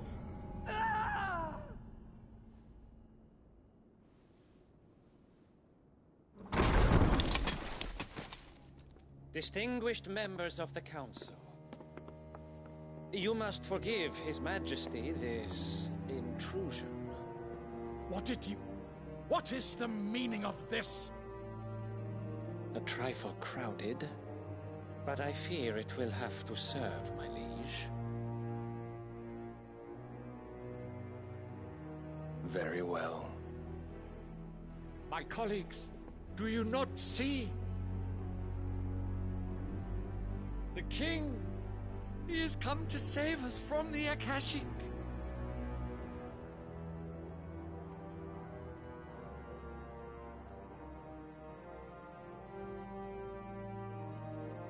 He is a gift from the heavens, divine intervention, our very salvation. And of course, if it is compensation he requires, we would be most willing to negotiate a fair price for services rendered. Fools! Your ignorance unbecomes you. Your Majesty, correct me if I'm wrong, but I would swear that the fiends washing the cobbles of Canva with the blood of her citizens wear the colors of Waloed. Ha! So you do not deny it. Guards, fetter them, and see our guests to the dungeons!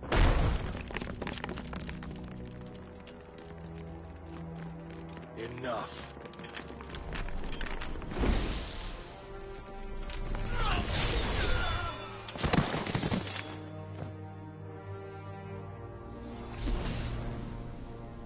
Pathetic creatures.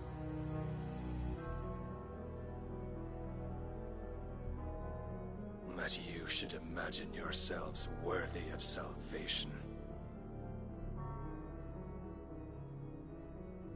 The girl is still here, somewhere in the city, her consciousness fair dripping with her late father's hubris. A consciousness to which Mythos is inextricably bound and inexorably drawn. See that he is made welcome. Yes, Your Majesty. Come, Mythos.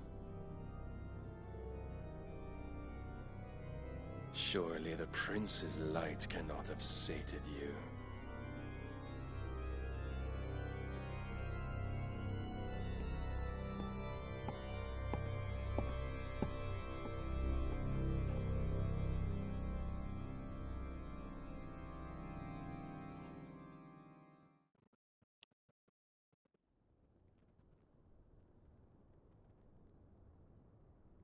So then, how long has Waloed been under Ultima's control? How long indeed? Based on what we know of Barnabas's actions, I would guess some few years, mayhap more. But to what end? What does Ultima want? The tapestry. Show them.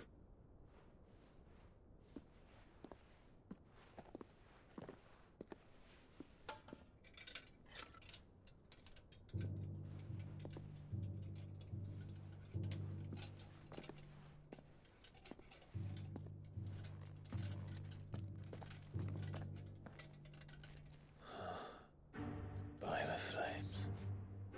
Phoenix Gate, Drake's Breath, and now here. But what is it? It is old, ancient, even. Naught remains of the faith it represents, save what can be gleaned from the image itself. None could tell me what the one in the apothecary meant, even the Undying. But I believe it may be the key to discerning Ultima's purpose. That figure in the center, the one beneath whom the icons congregate, that I believe to be Ultima. He is a god, or at least godlike, his very existence beyond our ken. The icons, and by extension their dominance, are meant to be his subjects, and while some, like Barnabas, have accepted this role, others have rejected it, like you, Clive, which is rather inconvenient, as it appears he needs you most of all. And gods don't like to be disobeyed. No, I don't suppose they do. Clive, may I tell Yote of the lake? By all means. Yote, I will be accompanying my brother to the Free Cities. Whilst we are afield, I would have you watch over those Clive has made his wards. Omielos delan tuisag ilith. Though well concealed, the hideaway lacks trained fighters to defend its occupants should they be discovered. But it is my duty to... As it has ever been my brother's duty, remember. If that is your wish, Your Grace. But please be safe. If aught were to befall you, You have my word.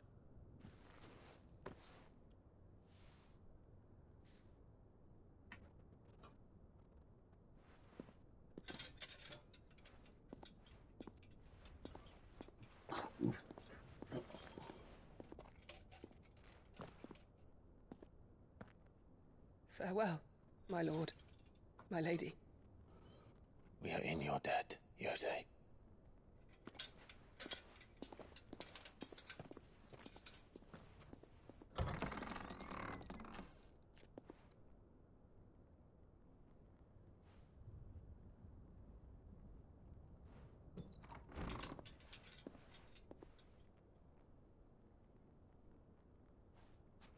Let's find our friends.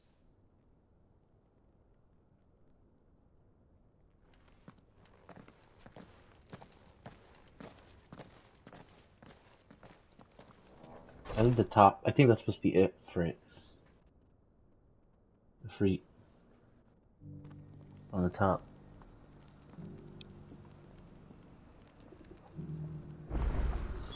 It's plain she Motherfucker. cares for you very deeply. And I her, which is why I had to let her go. Are you buying or selling?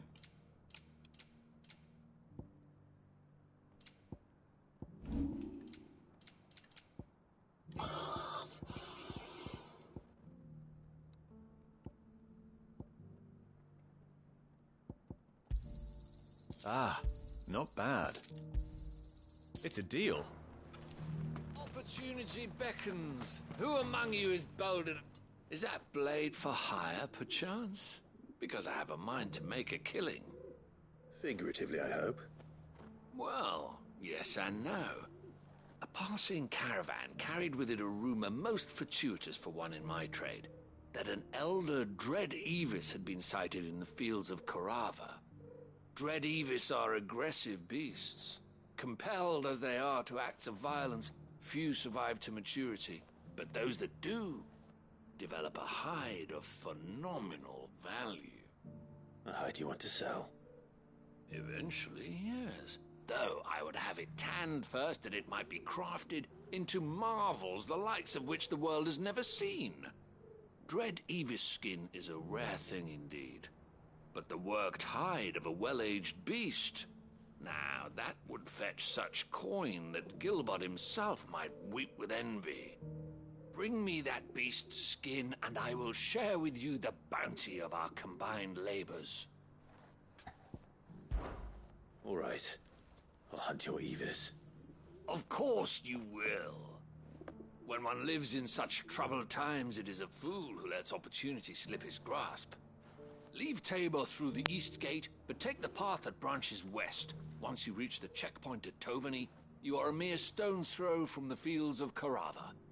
I eagerly await your safe, and above all, triumphant return.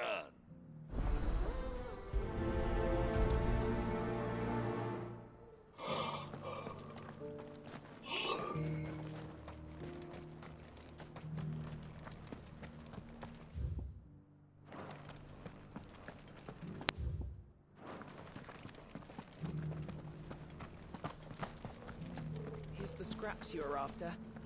Thanks.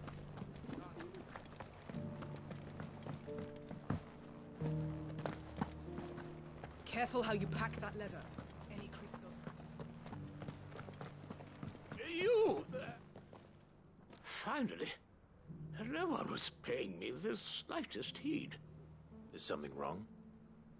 At the university, the students would hang on my every word. Sadly, this far from home, I'm just a vagrant greybeard. The university? You're a scholar. A specialist in ancient cultures. The most accomplished in all Valisthea, some have said. Not that I look the part in these tattered rags. In my heyday, no obstacle could have kept me from my studies. Yet here I am, a wizened windbag, bested by the many steps of Tabor. The answers I seek lying just beyond my enfeebled reach. Would you do an old man a kindness and brave the stairs in my stead? You'll be amply rewarded, of course.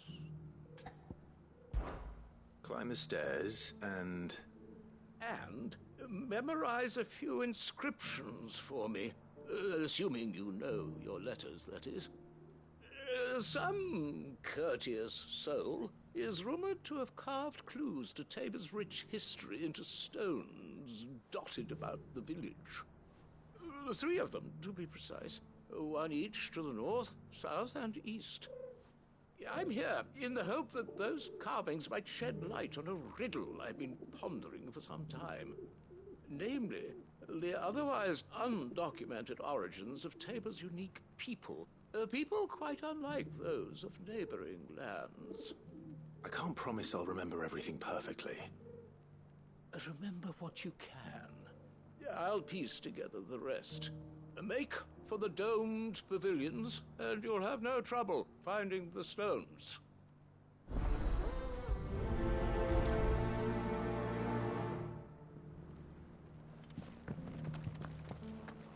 How are those new boots treating you?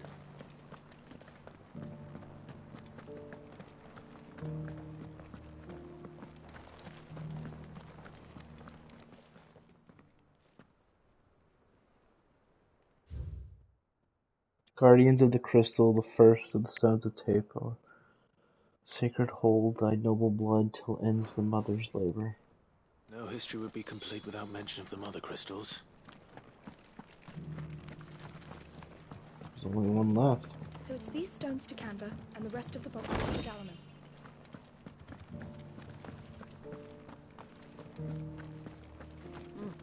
Not a scratch on them.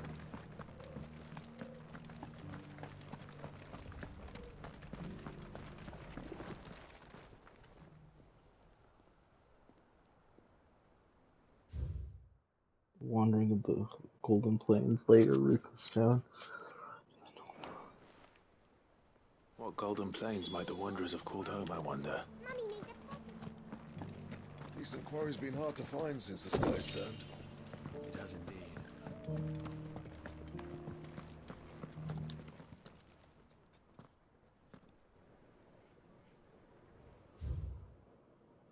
Children of the hunters, now tillers of the land, reap her promised blessings and give her praise, gracious hand. Farmers must have settled here in Tabor.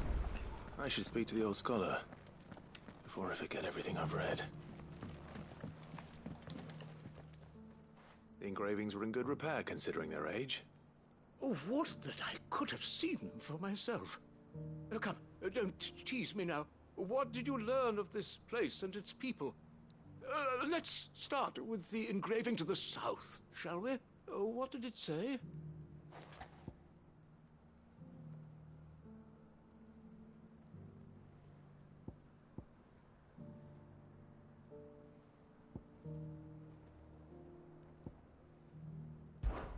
Guardians of the Crystal, the first stones of Tabor, sacred hold thy noble blood, till ends the mother's labor. I'm pretty sure that was it. Fascinating. It would seem the founders of this city were descendants of those fallen charged with protecting the mother crystals. But whatever could have driven the Guardians so far from their sacred charges, I wonder? The engraving to the north is next, I think. Wanderers of the Golden Plains, lay your roots in stone. With pride recall thy noble past, and make these rocks a home. Or, I think that was it, at least. No doubt you're right. There are vestiges of nomadic customs in Tabor its guardian roots could never account for. This is proving most enlightening. Now, for the final stone.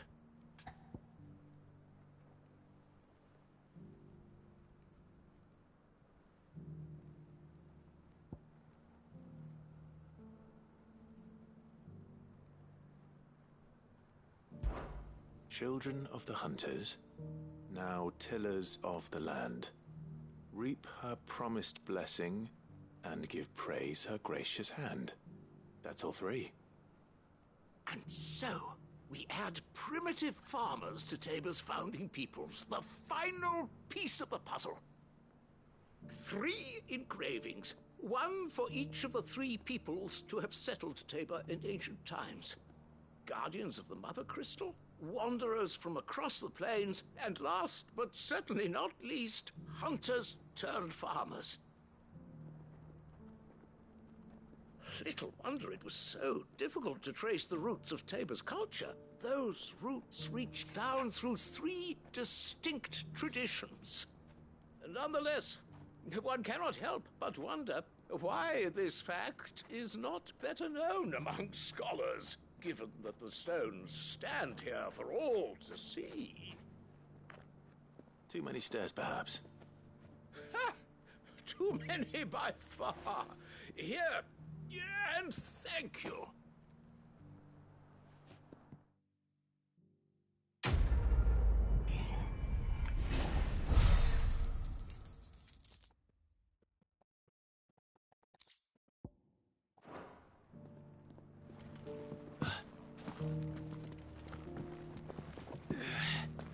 Damn it, Cross.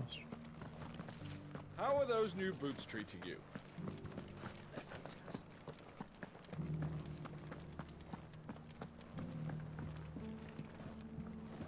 Beneath the flood, yes, and not a stone.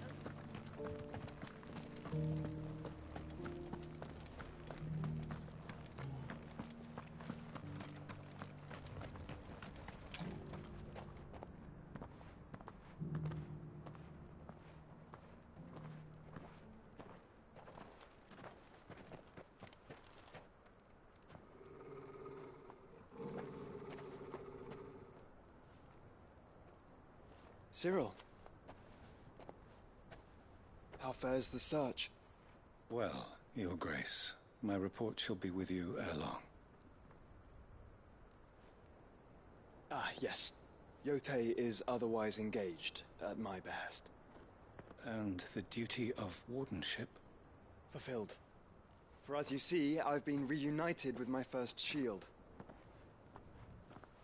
I am Cyril, Knight of the Undying and bearer of the Burning Quill, charged with chronicling the mortal deeds of His Grace, Joshua Rosfield, Keeper of the Flame of the Phoenix, and rightful Archduke of Rosaria.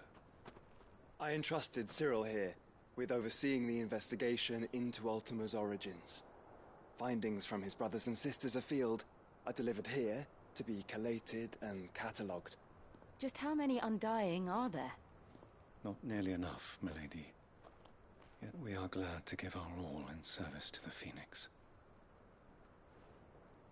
Such is, and has ever been, our creed.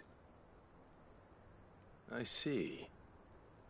You have your associates, I have mine. But you may now think of them as ours. That won't be a problem, will it? The Phoenix is our sun, and we but the shadows that quicken in his radiance. It is from the darkness that we serve, both him and now you.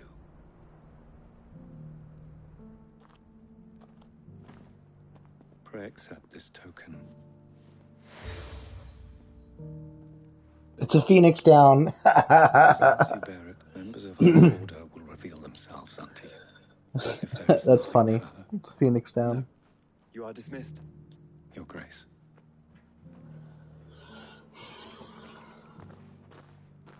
To Canva, then. We'll talk about this later. Cyril seemed very, You certainly keep strange bedfellows, Joshua.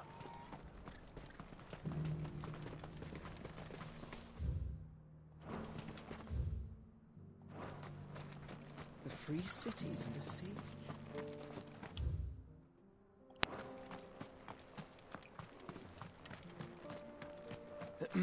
Are you sure this is the right way, brother?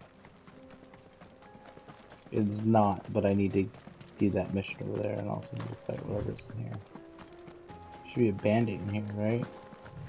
So it's these things.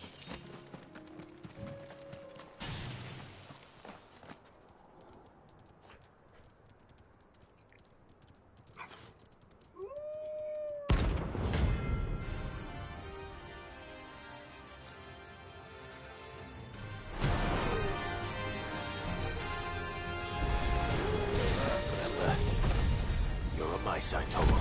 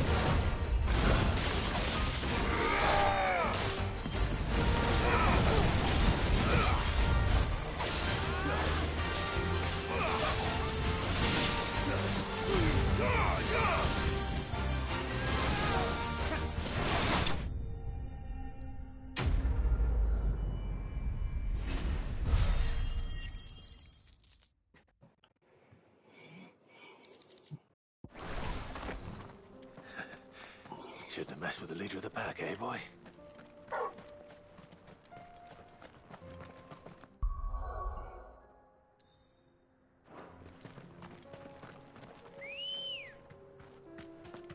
Ready, girl? Run like the wind.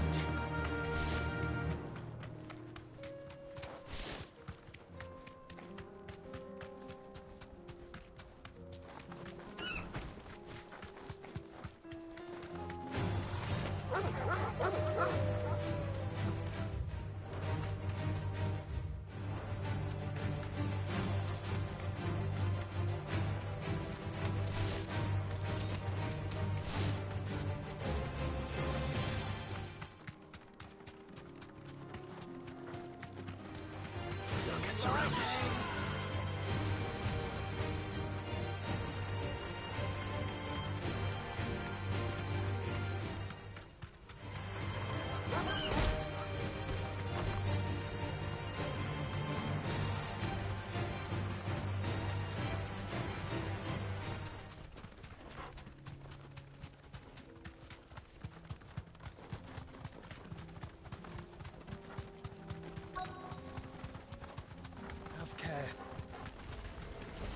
Old he may be, but it looks like there's still plenty of fight in him yet.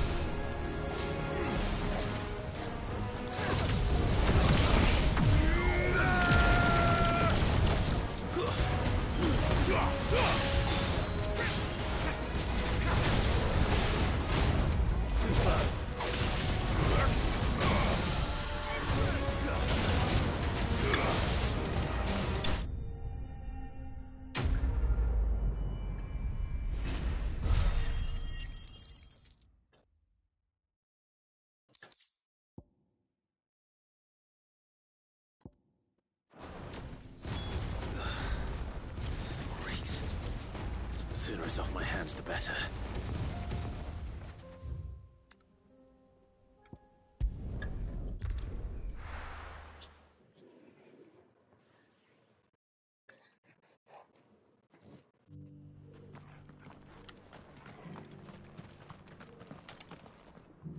Here's your hide, as requested. I worried you might never return. Quickly, let me see it.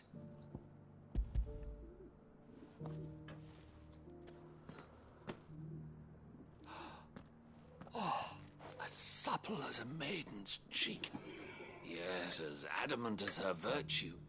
This is everything I'd hoped for, and more. Clearly, my trust in you was not misplaced. You must be a hunter of considerable talent to have bested the beast with nary a scratch. Join me as my honored partner. With my means and your might, we shall be as wealthy as the merchant kings of Zemeckis. I don't plan on making a habit of this. I'm busy enough as it is. Very well. Though I believe fate had a hand in our meeting, it would be unbecoming of me to beg. Do not allow me to keep you from being about your business. Here, for the hide.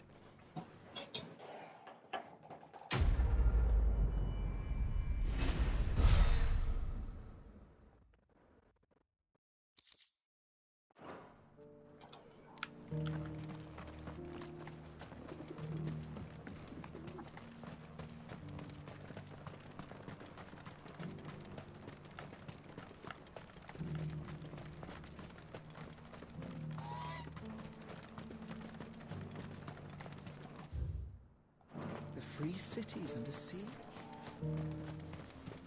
There are horrible beasts down that way. Passion terrors would that I had. Ready, girl? Fly, Ambrosia. Whoa!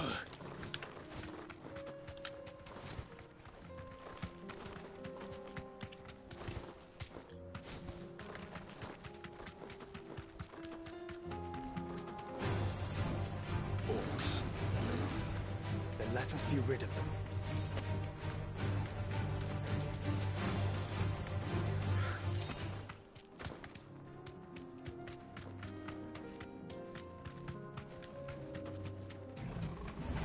This might take a while.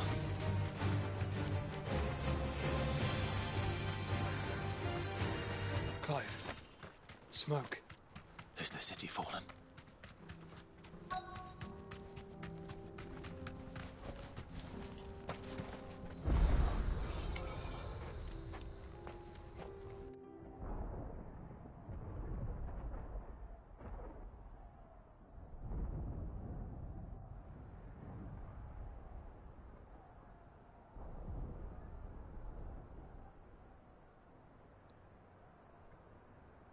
The free men are still holding their own, then. Do we have any idea where Gav and the others might be? There's a warehouse near the docks where we agreed to meet if there was any trouble. We should hurry.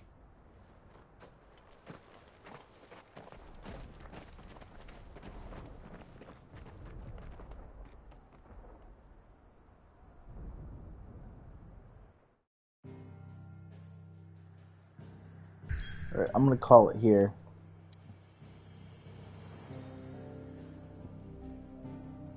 I have more fucking quests? Oh my lord. How many quests do I have here?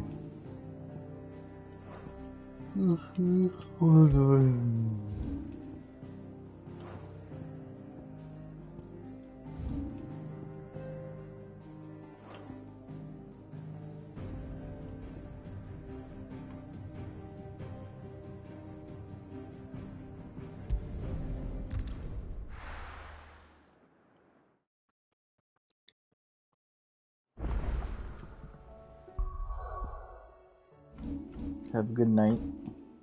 Thank you everyone who watched.